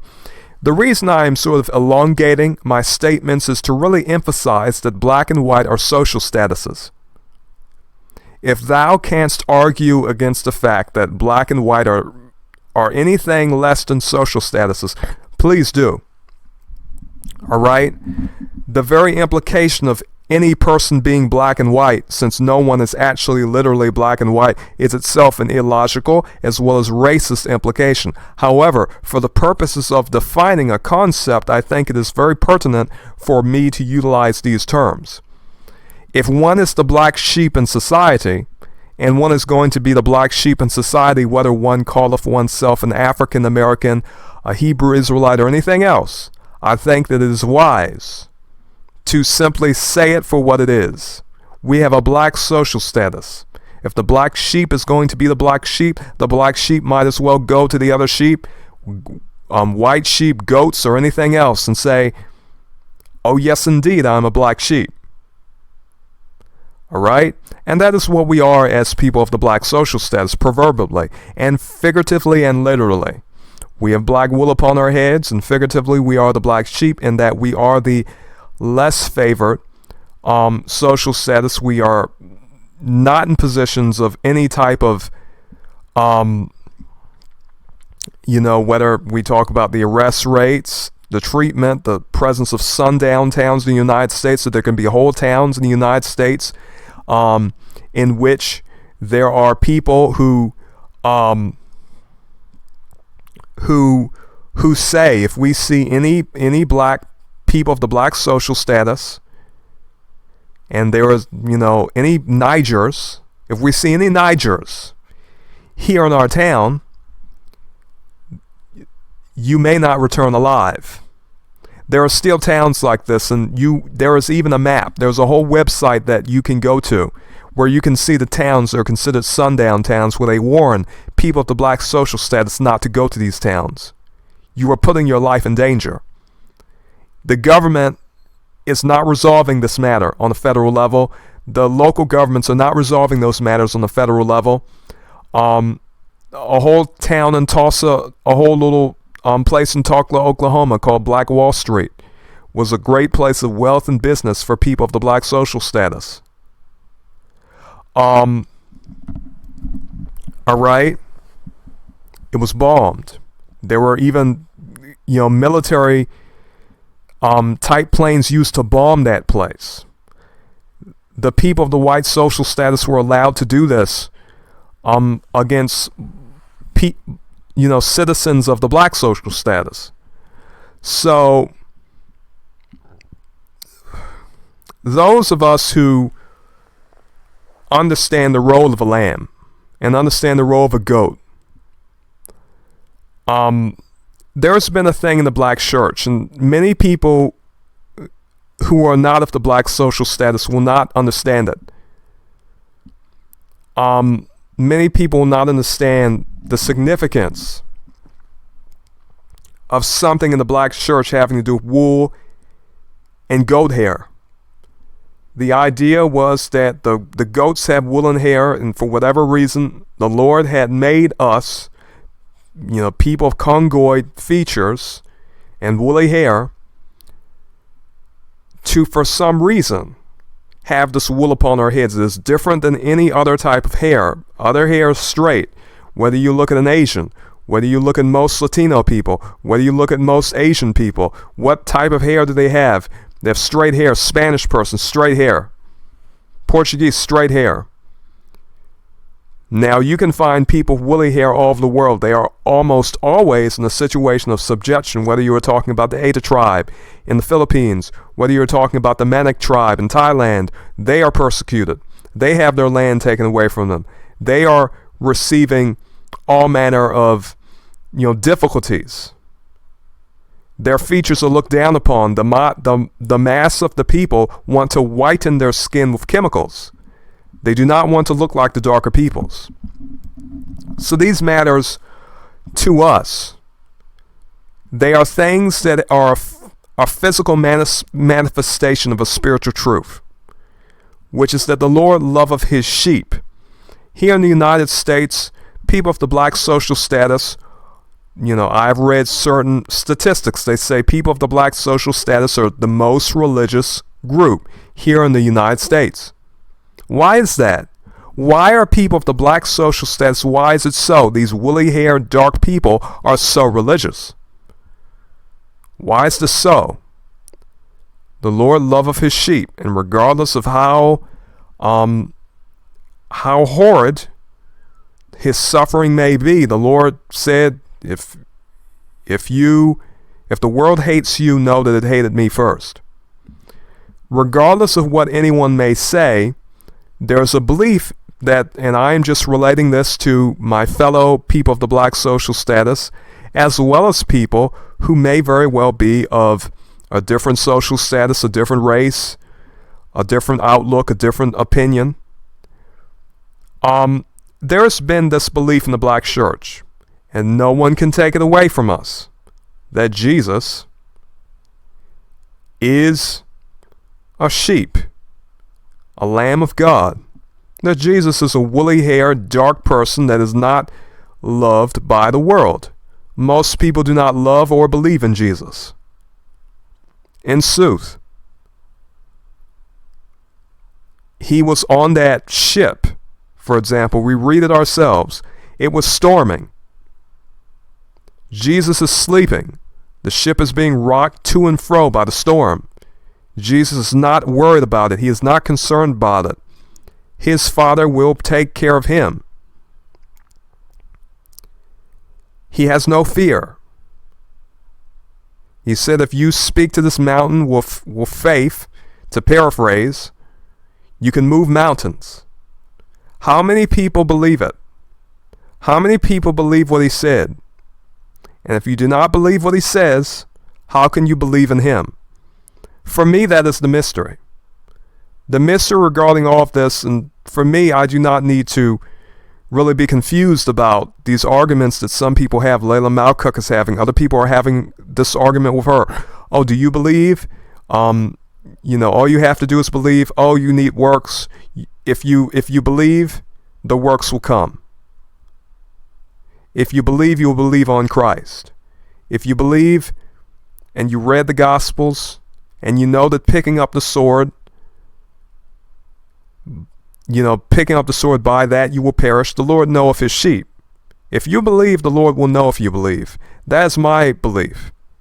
If you truly believe, the Lord will know if you believe. It is not for me to say that he believeth, he saith he believeth, or I saw him and he proclaimed something to me. And I think I want to examine that word believe. I want to examine it, and I want to examine the context of it.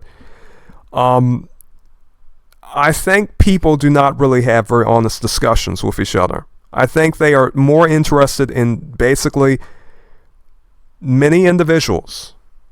And this is why you may notice that regarding my YouTube channel, I do not really the things I talk about are very specific. There are certain things that I think are not going to be treated with nuance by other people. And so oftentimes I keep my mouth shut and I do not speak upon them until I feel the need. All right? But anyhow, I would say that there's a belief amongst those of us of the black social status.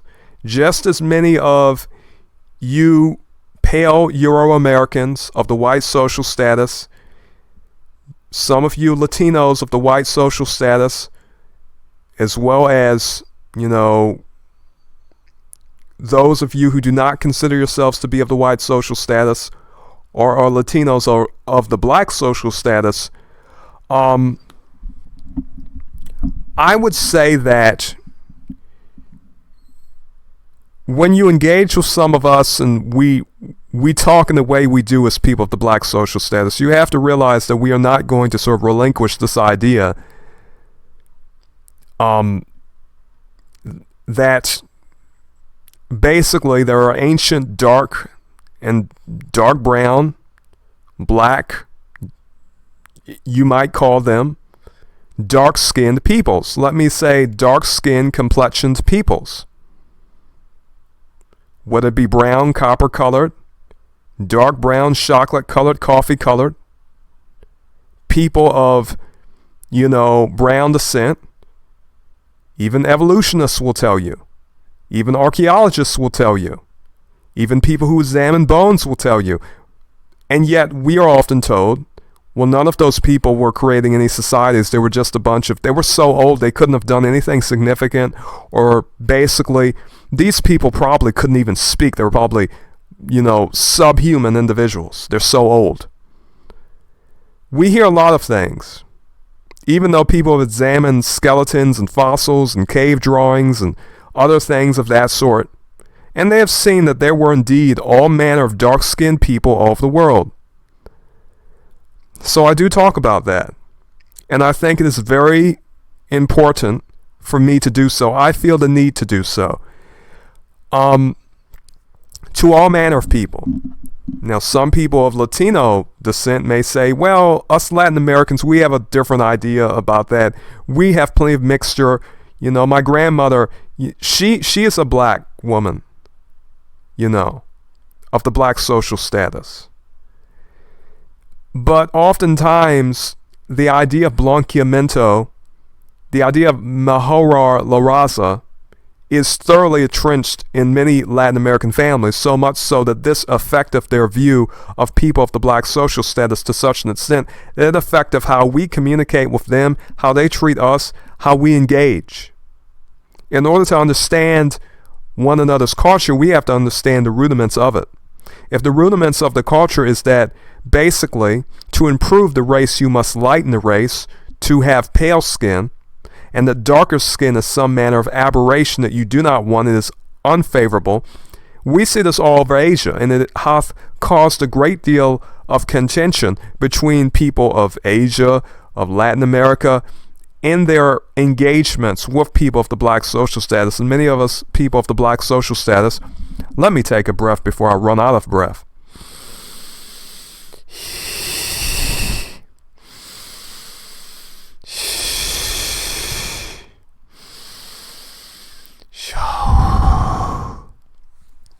Oftentimes, if I talk too fast, I will run out of breath.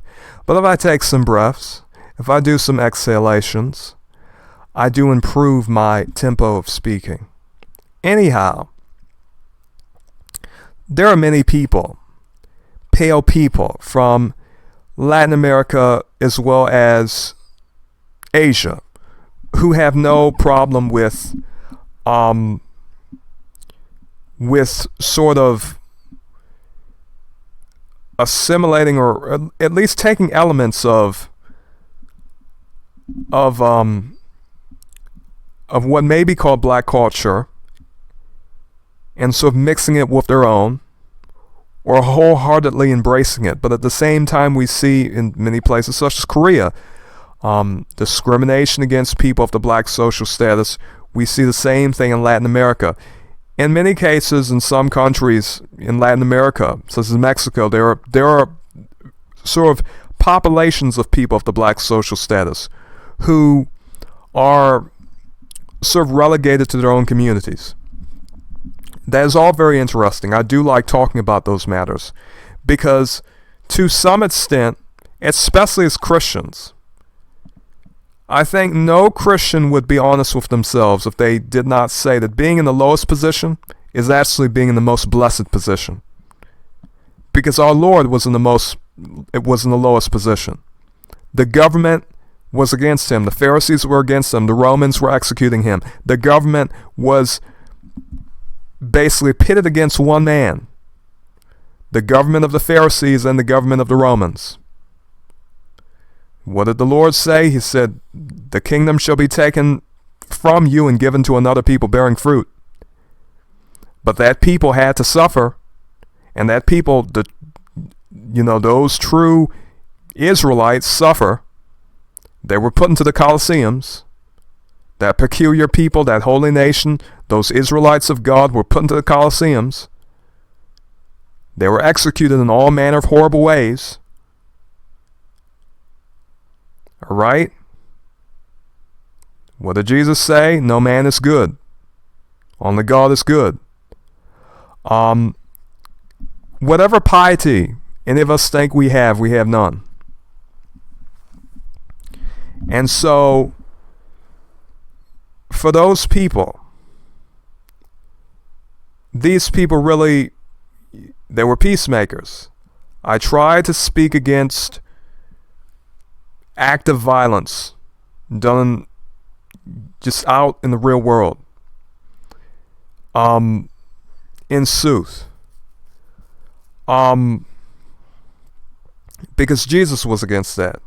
He was non-violent, and I might as well use the word pacifist. Some Christians do not like the word pacifist. They do not like the word non-violent. Some Christians have that idea of redneck. Actually, I will not even say that, Edomitic, pure red man Christianity, where you take up your gun and you defend what you have. Jesus taught you that those that take up the sword shall perish by the sword. When one man strikes you, you are to turn the other cheek. What did he say? Do not resist evil. And that seemeth like a strange thing to say, as it is translated into English. That seemeth like a strange thing to say. Obviously, the idea is to not resist evil by worldly means, but you are still resisting evil by spiritual means. But that is such a simple thing to do. All you have to do is rest in God and let Him guide you. Oftentimes, the problems that people have are them doing things. What did Jesus do? He just let the Romans take them. He just let the violent people take them. He let the violent, hateful, spiteful, mean-spirited people take Him.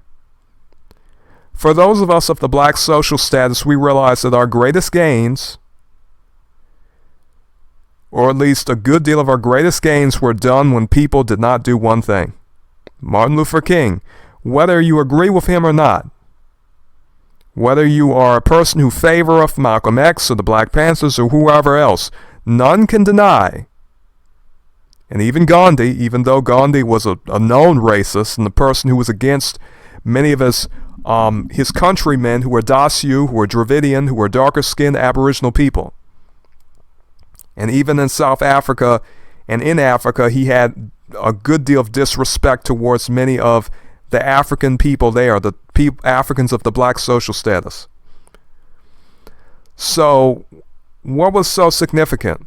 Letting them do that evil to you. Letting them harm you. Turn your other cheek to be made perfect. There are many Christians who, in sooth, they do not take the words of Jesus seriously. Of course, if you're not taking them seriously, then how are you a Christian? I would not know. How are you following Jesus as a follower of Christ when you are not following Him? We only have His words in Him spiritually, and if you do not abide with them, how is He in you? I would wonder how Christ would be in you when you do not even regard His words, when you openly and flagrantly go against Him. All right? So, the Gospels say sin is the transgression of the law. If you do not believe that, go to the KJV website and type it in. Just so I said, sin's transgression of the law, type it in Google. The greatest law we were given is to love the Lord with all of our heart, mind, and soul. This meaneth that nothing is to come before God. God is to be paramount. We are to love Him with all our heart, mind, and soul. All our heart, mind, and soul. This is why when Jesus saith, take your possessions, sell them, take up your cross, and follow me. None of what you have matters. How hard is it for people to understand? Some people want to deny the significance of that verse. And they want to say, oh, well, He also says nothing is impossible with God. Exactly. Which is why you can sell off your objects. Nothing is impossible with Him. You think the Lord will not provide for you because you do not have faith and you do not believe in Him. You do not believe He can provide for you. But He said, what He said? He said that He knows even the welfare of the sparrows, to paraphrase. The Lord, even the baby sparrows are fed by the dew of heaven or something of that sort. The Lord provideth for them. If the Lord can provide for them, the Lord can provide for you. Why do you not have faith in the Lord? Why do you not believe in Jesus? Why do you not believe in His words? All right? Some people, they do this thing with Christian businesses. I have a business, but it's a Christian business. If you could just call it a business, I would not do critique videos about certain people. I'm going to do a critique video about this new Patreon thing that Layla Malcook is doing. Do you know what grifting is? Grifting has to do with confidence games. Christians have a certain degree of confidence in other Christians. However, we know from the Gospels it says, freely you give, freely you shall receive. When you say that you're not doing a ministry on this Patreon page for $7, and yet for whatever reason, you have Christian in front of it, it saith Christian professional assistance. Christian professional assistance for $7. Anything Christian. in my opinion, and I would dare say even the opinion of the apostles, is nothing to hide behind a paywall. She saith she is doing it to prevent scoffers from looking at her content. That is not true, because $7 is a cheap price. If she wanted to prevent scoffers from looking at her content, she would have a higher tier on the Patreon page, maybe $20 or $50. But frankly, I plan to pay for that $7 and to evaluate her Patreon content from time to time and review it. This is a channel where I review things. I will not apologize for being like a food critic. I will not apologize for being like a video game critic. Basically, I review spiritual teachers. I reviewed even a Sikh woman. So I do not shy away from so-called Christians. Alright? Because only the Lord knoweth the truth. Is this person here to make money? Is this person here to copyright strike someone? None of that seems very Christian. None of it seemeth very Christian. A person can say one thing, but do I have to believe them? I do not need to believe them. If one saith that they are a Christian, and then go about copyright striking their fellow peers in the faith, and saying, you know, oh, the blacks are the Jews, but I'm going to copyright strike this black person. Yeah, do you really care about blacks as much as you say you do? I do not think so. If you had so much respect for them, why would Layla Malkuk do that?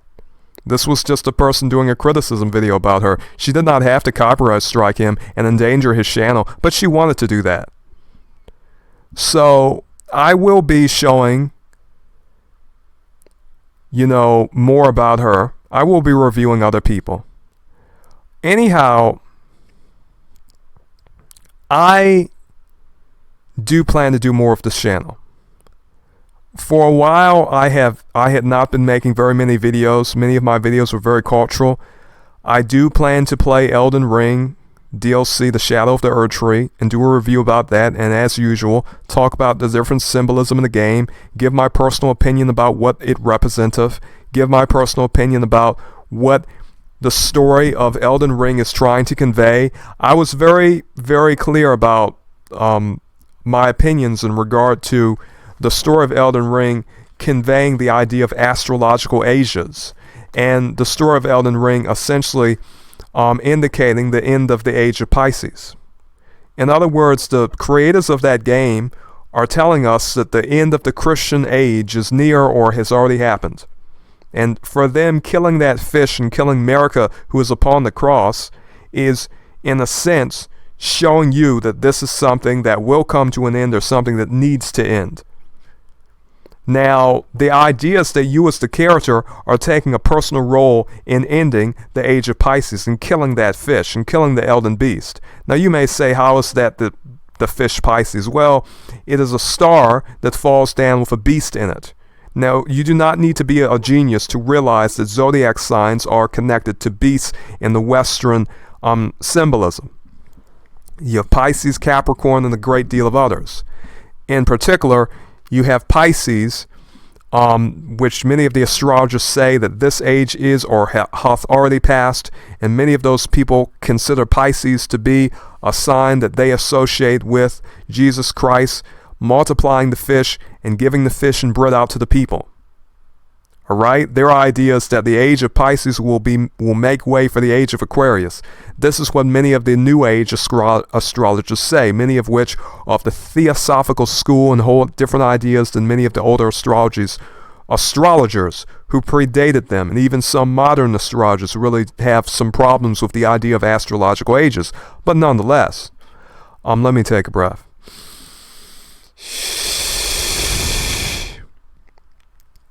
Alright, so it is a very interesting system that I am examining.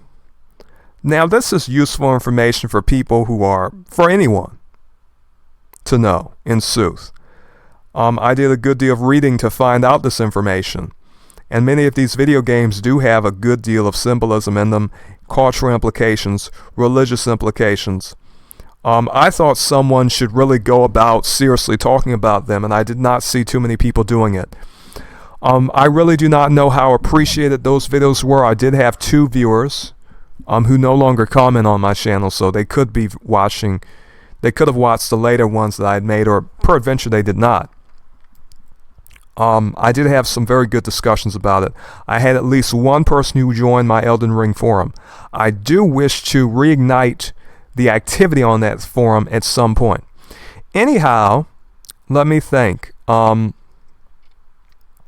Basically, the idea of the character taking an active part to destroy Pisces, I think, is obviously a call to arms for all people of, peradventure, a Wiccan, theosophical, non-Christian viewpoint, Weltanschauungs, to essentially take up action to essentially destroy Christian, the Christian age in their own way, in whatever way they can.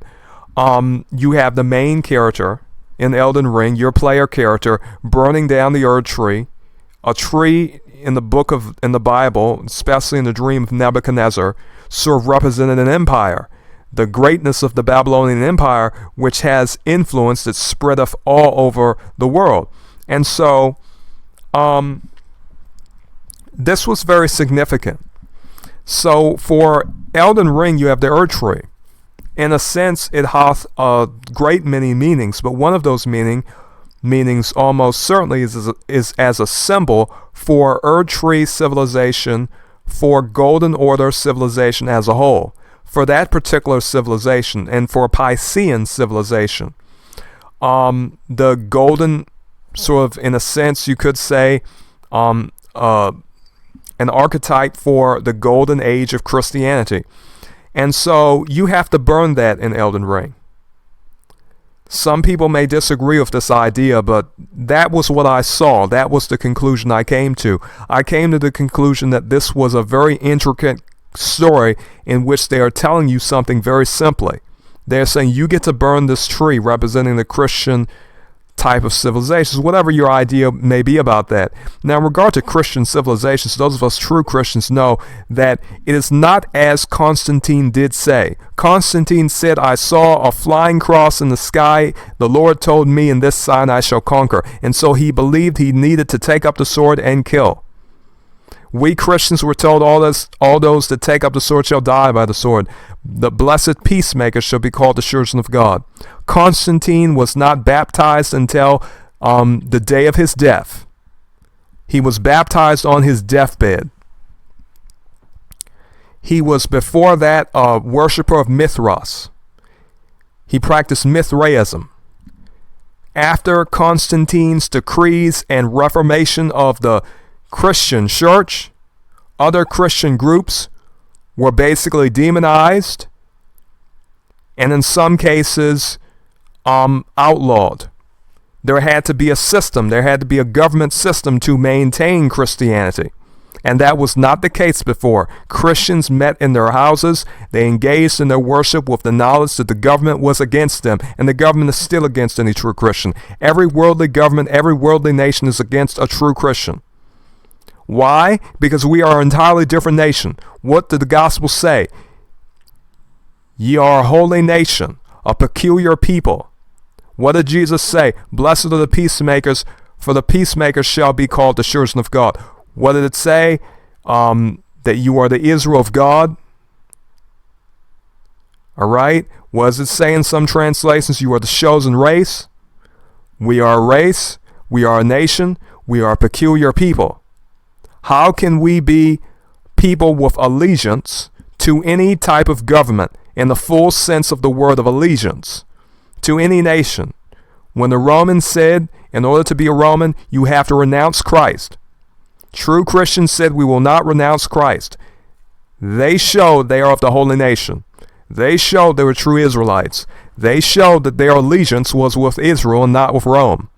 How many Christians today are the same? How many Christians today, when faced with the decision to renounce their faith in Christ and then to, to renounce their faith in Christ and to be a citizen. How many of you would do it if your life is in the balance? That is the question. In my opinion, very few people would do that. That's my opinion. Very few people, in my opinion, even believe in Christ to begin with. In my opinion. All my opinions, and this is just based on the study of words, based on what different people say, how to behave. The Bible says, judge by their fruits. Fruits produce something. We also are taught by James what true faith is. Faith without works is dead. And what is dead faith? Well, dead faith is not obviously true belief. So all of this is a moot point for me. This whole argument that Layla Malkuk is having with other people, I really do not need to get involved in it because my ideas and my views are very simple.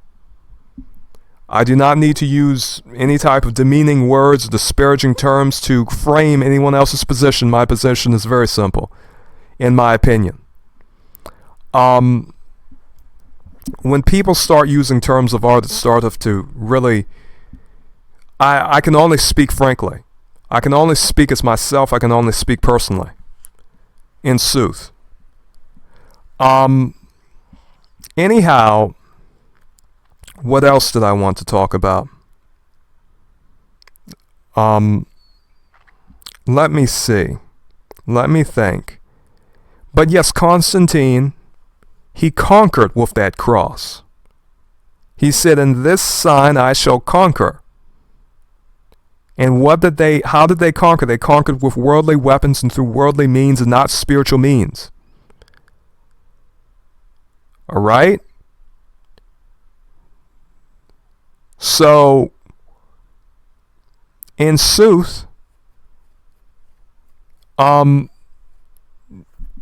we as Christians, some people say, some theosophical New Age people say there's a Christian civilization, a Christian age. And those of us who are true Christians say no. Christians live anywhere as Christians, and they are persecuted everywhere as Christians. True Christians do not take up the sword and fight and oppress. What does it say in the Bible? It saith, oppression maketh a wise man mad. Oppression maketh a wise man mad. All right? In our 1611 Bible, I do believe. Maybe it is the regular canon, but it doth not matter to me. People are going to make their own decisions. Some people will not use the 1611 Bible. They really do adhere to the decree of Martin Luther and other such people. Everyone can make their own decisions. Everyone needeth to make their own personal study. The very kindly user who had engaged me regarding some videos about Layla Malkuk had asked me about my view of Apocrypha, as well as a good deal of other things, which to some extent in this video, if you have not noticed, I'm responding to a few things because oftentimes I feel as though if I type something out, oftentimes it is not so very well done, which is why I should do these update videos, these response videos more often. In sooth, I think that a person should do some study regarding what books that they essentially read and study. Study the history about them. Study the words. Maybe look at some information regarding the manuscripts. For myself, I already know the Ethiopian church hath, whether you like the Ethiopian church or not, they have some of the oldest Bibles. So that is my standard. My standard is not a European standard, it is an African standard. In that regard. Now, do I sort of go to, and not necessarily an African standard, to me it is a matter of of me just looking at information. I looked at Bibles. I saw the 1611 type Bible. I saw the apocryphal books in it. I looked at the canon for the Ethiopian translations. I've looked at things like the Book of Enoch and other things, and I've studied and come to my own conclusions. And everyone is going to have to do that. Before there were Roman systems, such as the canon of the Council of Nicaea, which some people seemeth to think is some manner of holy event, I have no idea why the Bible says nothing about the Council of Nicaea. This is historical. If we are so many people, they still have deference for Constantine. He said, in this sign he shall conquer. What does the Lord say? Blessed are the peacemakers. Constantine was not a peacemaker. And I'm somewhat annoyed by Christians who take seriously the edicts of people who are not peacemakers, who wait until they nearly die to get baptized. He and other such people established a council. Christianity started to become systematized. People started to become systematized. If you had a church, it could not be in someone's house. If people had disagreements, they had to be matters where people fought tooth and nail, to the bone, to the teeth, fang and claw, against one another. Because people have a disagreement about the Trinity. People have a disagreement about, and not to say these matters are not matters that should not be talked about. They should. However, in regard to apocryphal books, I think a person cannot just simply discount all books that were not included in the Council of Nicaea. Because the Council of Nicaea was a man-made event. People were obviously using different books. You can even go to the fact that the Book of Enoch is quoted in the Book of Jude. I feel the need to, should I go through the trouble of showing this? I was looking at my gameplay video, I sort of get into the flow of talking, and it is well known. Book of Enoch quoted in Jude. Book of Enoch. So all of you are going to have to make your own, their own idea. People have different opinions about it. But let me see. The longest and only unambiguous quotation in the Epistle of Jude. Here we go, biblical context. This is about the Book of Jude. I like the Book of Jude and the Epistle of Jude, the Epistle of James, or if they're epistles. Let me see. Epistle of Jude contains a quotation from the Book of Enoch. Okay. I mean, you'll have to do your own research. Behold, he comes with his myriads of his holy ones to execute judgment on all, and to destroy all the wicked, and to convict all flesh for all the wicked deeds that they have done, and the proud and hard words that wicked sinners spoke against him. Okay, that's Enoch 1:9, 1 Enoch 1:9. The 1 Enoch is often the one that is the Ethiopian translated one, as well as the one that was in Aramaic, having to do with the Dead Sea Scrolls. The most accurate. And uncontrived. Now, what do we have in Jude? He quotes Enoch to emphasize this point, but where is that quote? They're not showing me that quote. But this is one of it was found in the Dead Sea Scrolls. It was also found in Africa.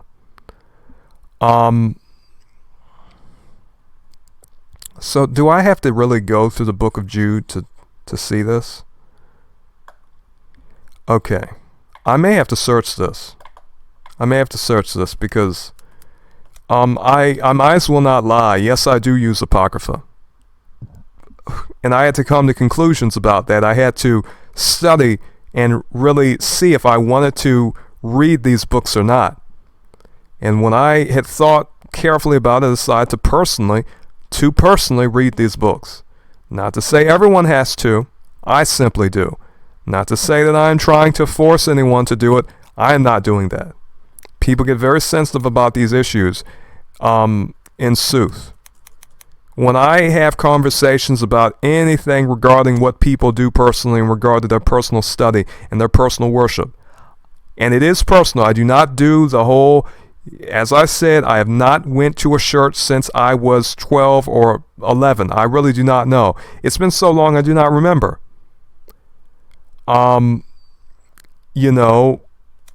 Personally, in regard to personal matters, I try to be very respectful. I do. Now, when I see certain things like people copyright striking videos and saying Tertullian is not, an early church elder, I do not call those people early church fathers, because Jesus said you have only one Father, which is in heaven, his Father. And he is our brother. Anyhow, and Lord, let me see. The Prince of Peace. Let me see, Jude. He comes. KJV, because they're not really showing me what. There we go. And Enoch also, the seventh from Adam, prophesied of these, saying, Behold, the Lord cometh with ten thousands of his saints. Holy One means saint. All right? That cometh from the book of Enoch. Okay? And, if you get a good translation, I prefer the one by Matthew Black and other particular one. And I think basically there was one in Aramaic, the Dead Sea Scrolls, and there was another one, and there's a Matthew Black translation. Maybe one day I will share those translations for anyone who wants to read them, because they are somewhat hard to find, and one book is out of print, another one is not. I share everything on PDF format. I will share them to you for free in sooth, and I recommend that you also share them, because we have to spread this information. And we have no time to buy all of these books, in sooth. It's a very old book, so why not just... The great Holy One will come forth from his dwelling, tread upon. He will appear with his mighty host. Where is it? That's not necessarily... let me see. But he will appear forth with his mighty, that might be a different translation, but basically, there are people who will argue for or against that. But if you have read the book, you will read that verse. So what he is doing, he is quoting Enoch. And if I could find the verse, because I have to go into my own PDF file and find the verse personally, and I can show you and compare these two verses, the one from Enoch and the one from, because I think maybe I just read it. It said myriads of his, holy ones. This one says tens of thousands of his saints, but I am so distracted because I was sort of reading in an impromptu manner. I really do not like going to and fro when I'm doing this, because some videos I like to do this stream of thought. Just me talking. So I have to be more focused to really do anything more substantial. But anyhow, you can sort of look that up for yourself. But for the most part, every one of you who is a follower of Christ, you're going to have to come to your own conclusions. I know what I believe in and what I do. Believe meaneth to accept. So there are certain books outside of the Council of Nicaea that I accept. And this is true even regarding, simple matters such as books about prayer. Some of you people read books about John Calvin. Not to say that they are equal in their significance, but some of you do. So, in regard to reading something, anyone can read something. And whether you believe it or not, whether you accept it or not, is up to you. You are going to have to come to a personal decision if you want to apply any of that knowledge, if you want to use any of that knowledge, if you believe that something is historical or not historical. you are going to have to come to the conclusion. There's a story about, there are letters between Paul and the Stoic philosopher Seneca. And there are several early church elders who were saying that Seneca and Paul had some manner of correspondence. So that is them saying that, and these are Christians who are predecessors who lived before us, early church elders, early priests of the church. All right? Before there was, some great, some Pope and Catholic Church and all of these different institutions. These were before them. There were people, there was talk, and you can read it yourself, about people saying that Paul had written to Seneca. And I've read the letters. And personally, based on the fact that I've read, several accounts by different early church elders essentially saying, and I really think many people like myself, people can make their own decisions. I do not like calling them fathers, because after all, we are all one church. If what the Gospels say is true, and we have one Father, people can make whatever decisions they want, but I know what Jesus said in the Gospels, and I personally want to apply the words of Jesus before anyone else's. Some people say that Paul was calling other people his children in the Gospels. Personally, that is well and good for those who want to adopt that manner of deference. That is well, but for me, I want to apply what Jesus said regarding you have one Father, which is in heaven. Call no man father. Personally, I want to apply that. That is my decision to do that. All right, so I will not be calling them fathers, but some of these early church elders have a great deal written. Now, should you worship the early church elders? No, you should only worship God. You have to have, what you have to have faith in my opinion, is that relationship you have with the Lord. All right? So that is it. There are many appearances, just like this game, you could say, is itself a very heavily inspired pagan game. Girl for horn. But does the Bible say that Satan has horns and he's some type of goat man? No. Some type of satyr? No. To me, it's just pretty. And right now, I need some commentary gameplay. We have a cat with a third eye. Appearances. Am I making some Patreon page telling you I'm going to sell you some shampoo recipes like Layla Malcook? No. Not to say that I need to really grandstand, but what is that old saying that I really like? It was an Asian saying. What was it? Difference is only discernible by comparison. If we want to know the differences about people, about things, we have to compare them. That's the only way you are going to know about differences. All right? So you have plenty of people.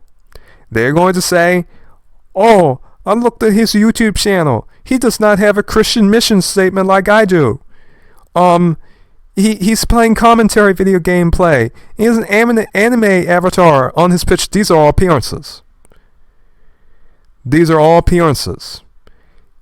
And for the purpose of YouTube, which is a very casual platform, commentary gameplay has been something that is used to basically act as a screensaver.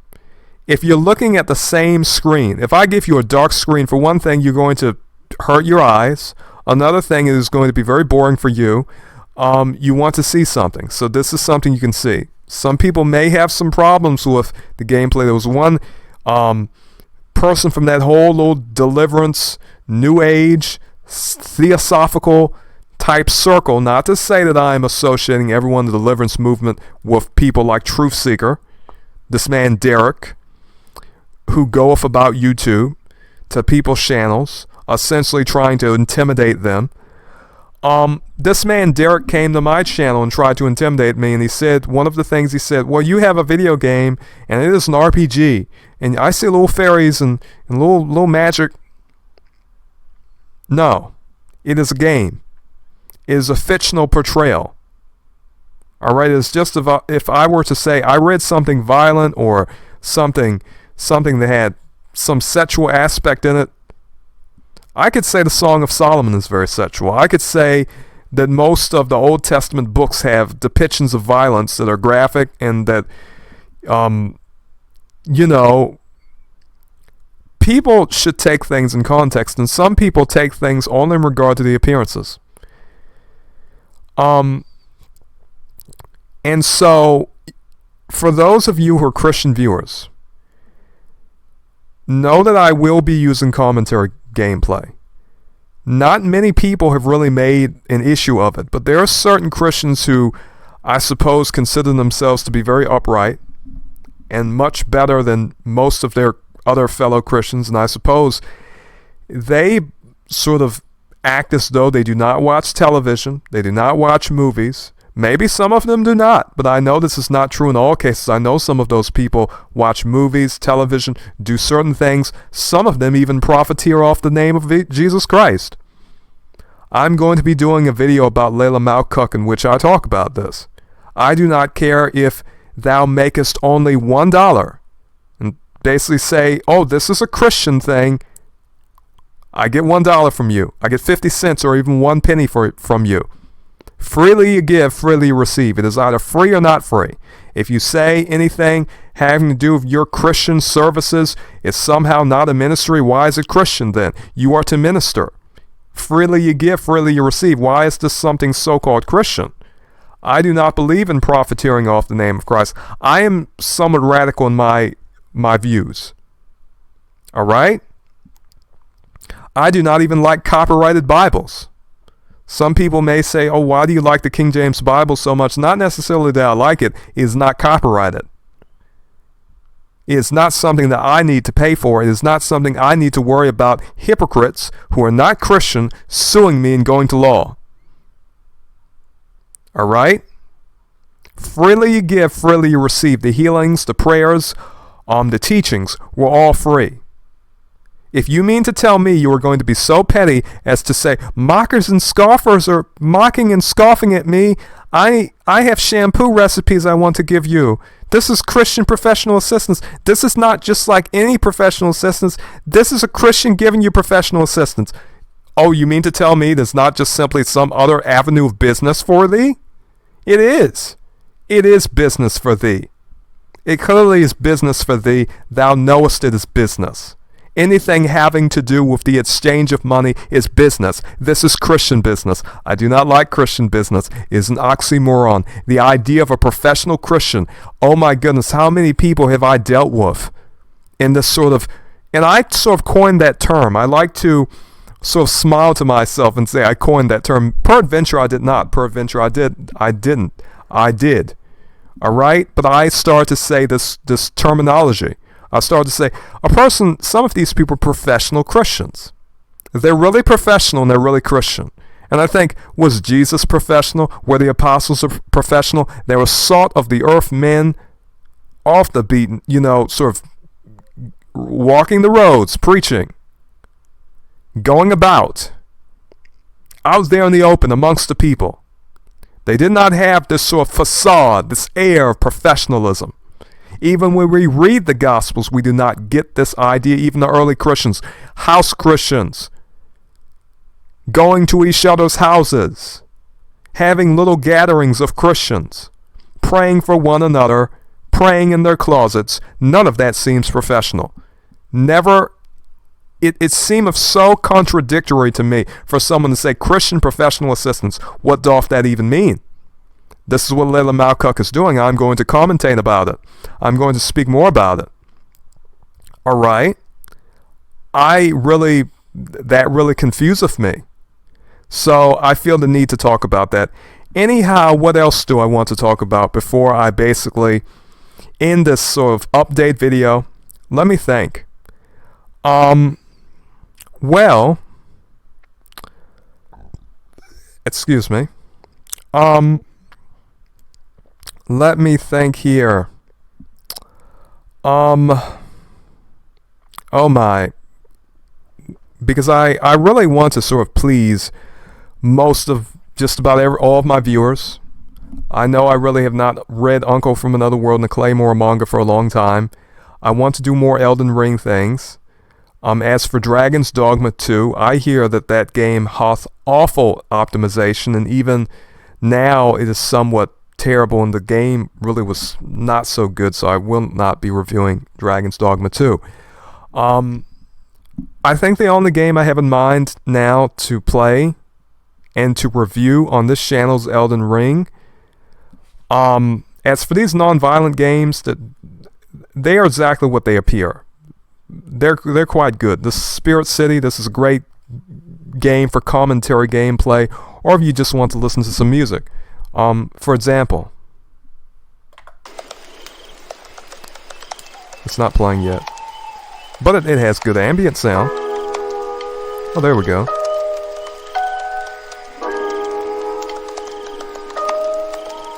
Okay.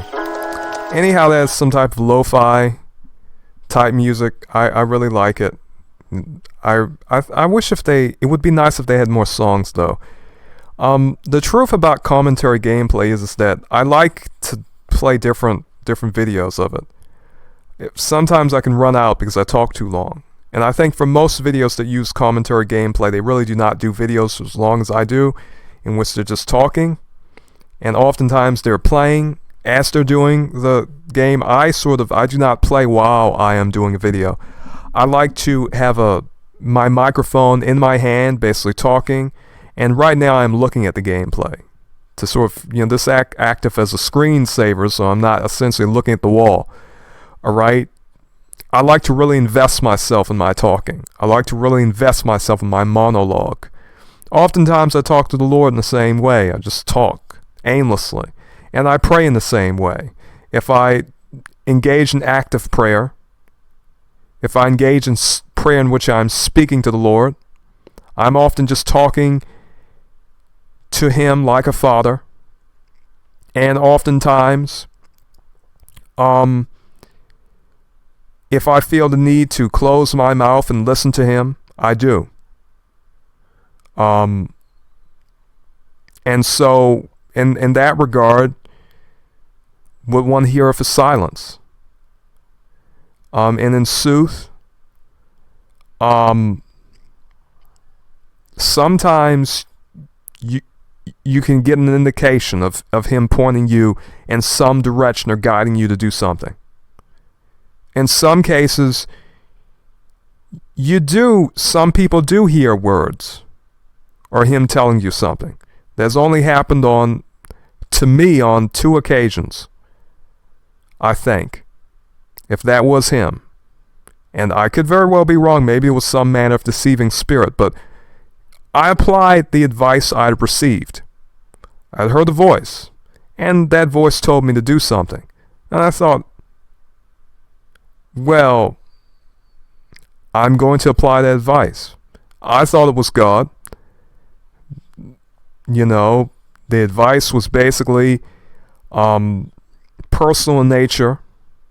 It helped me a good deal. It led me to many beneficial things. In sooth, sometimes when you pray, you just listen. Sometimes when you pray, for me, I do not say anything. Oftentimes I'm a very talkative person, but sometimes I just have to just sit down and listen to the Lord. And even just being in silence with the Lord is something necessary, in my opinion. And many people call that quietism, call that being quiet. But in sooth, I think many people, they do not have enough quiet. They are very, very hectic. And how anyone can really pray effectively, where you really feel a connection to the Lord, when you're always really in a state of chaos, is, to each their own. I have some personal experiences that I may talk about, and I do talk about personal experiences sometimes, and personal experiences are things that people may disagree with, maybe they will agree with, but I think you have to have a certain degree of trust with your viewers and with people you are talking to reveal personal things about yourself. Because you already know, some people say, you're ridiculous, that's stupid. That is stupid. I try not to use conjunctions in sooth. It helpeth me to speak when I do not use conjunctions. Anyhow, viewers, I think I have essentially told you everything that I want to do in the future. I really do not have very much to say. I do not really want to waste, well, not necessarily that I'm wasting anyone's time, because this whole YouTube endeavor is an amateur and personal endeavor to me. And I often say that YouTube, when it was first created, was an amateur platform. It was a platform where people just expressed themselves. They did not really worry about being professional or being, sort of judged by anyone. Everything was out in the open. And I think for the most part, this is why you have people going about copyright striking people. And apparently they're considering themselves to be Christian. But you see, they are people who cannot really effectively engage with people very effectively on the social level. This, platforms like YouTube and TikTok can be very good for people to develop relationships with other people. It's just sadly that some people do not know how to bear one another. And as a Christian, I think some patience is somewhat needed. And she went into that man's comment section. She was a complete businesswoman. Cold-hearted, cold to the bone. So I have no real qualms about doing any type of review about her, because I think a great deal of those people who are watching her are very affected by the way she looketh. And I wonder why. She doth not look so very appealing to me, but to some people she doth look appealing. So, anyhow, viewers, this has been a very interesting experience. Finally, a long video from me. Actually, I did a long video not too long ago. It dependeth upon how much I talk. Anyhow, let me take a breath and catch my breath. All right. Those particular sounds, the 6 healing sounds, they help your organs. They help you exhale stale air. Old Chinese exercise. Anyhow, viewers, I think I will be ending the video. May you be blessed and farewell. Yes, I will not see thee again, but thou wilt hear me again. All right?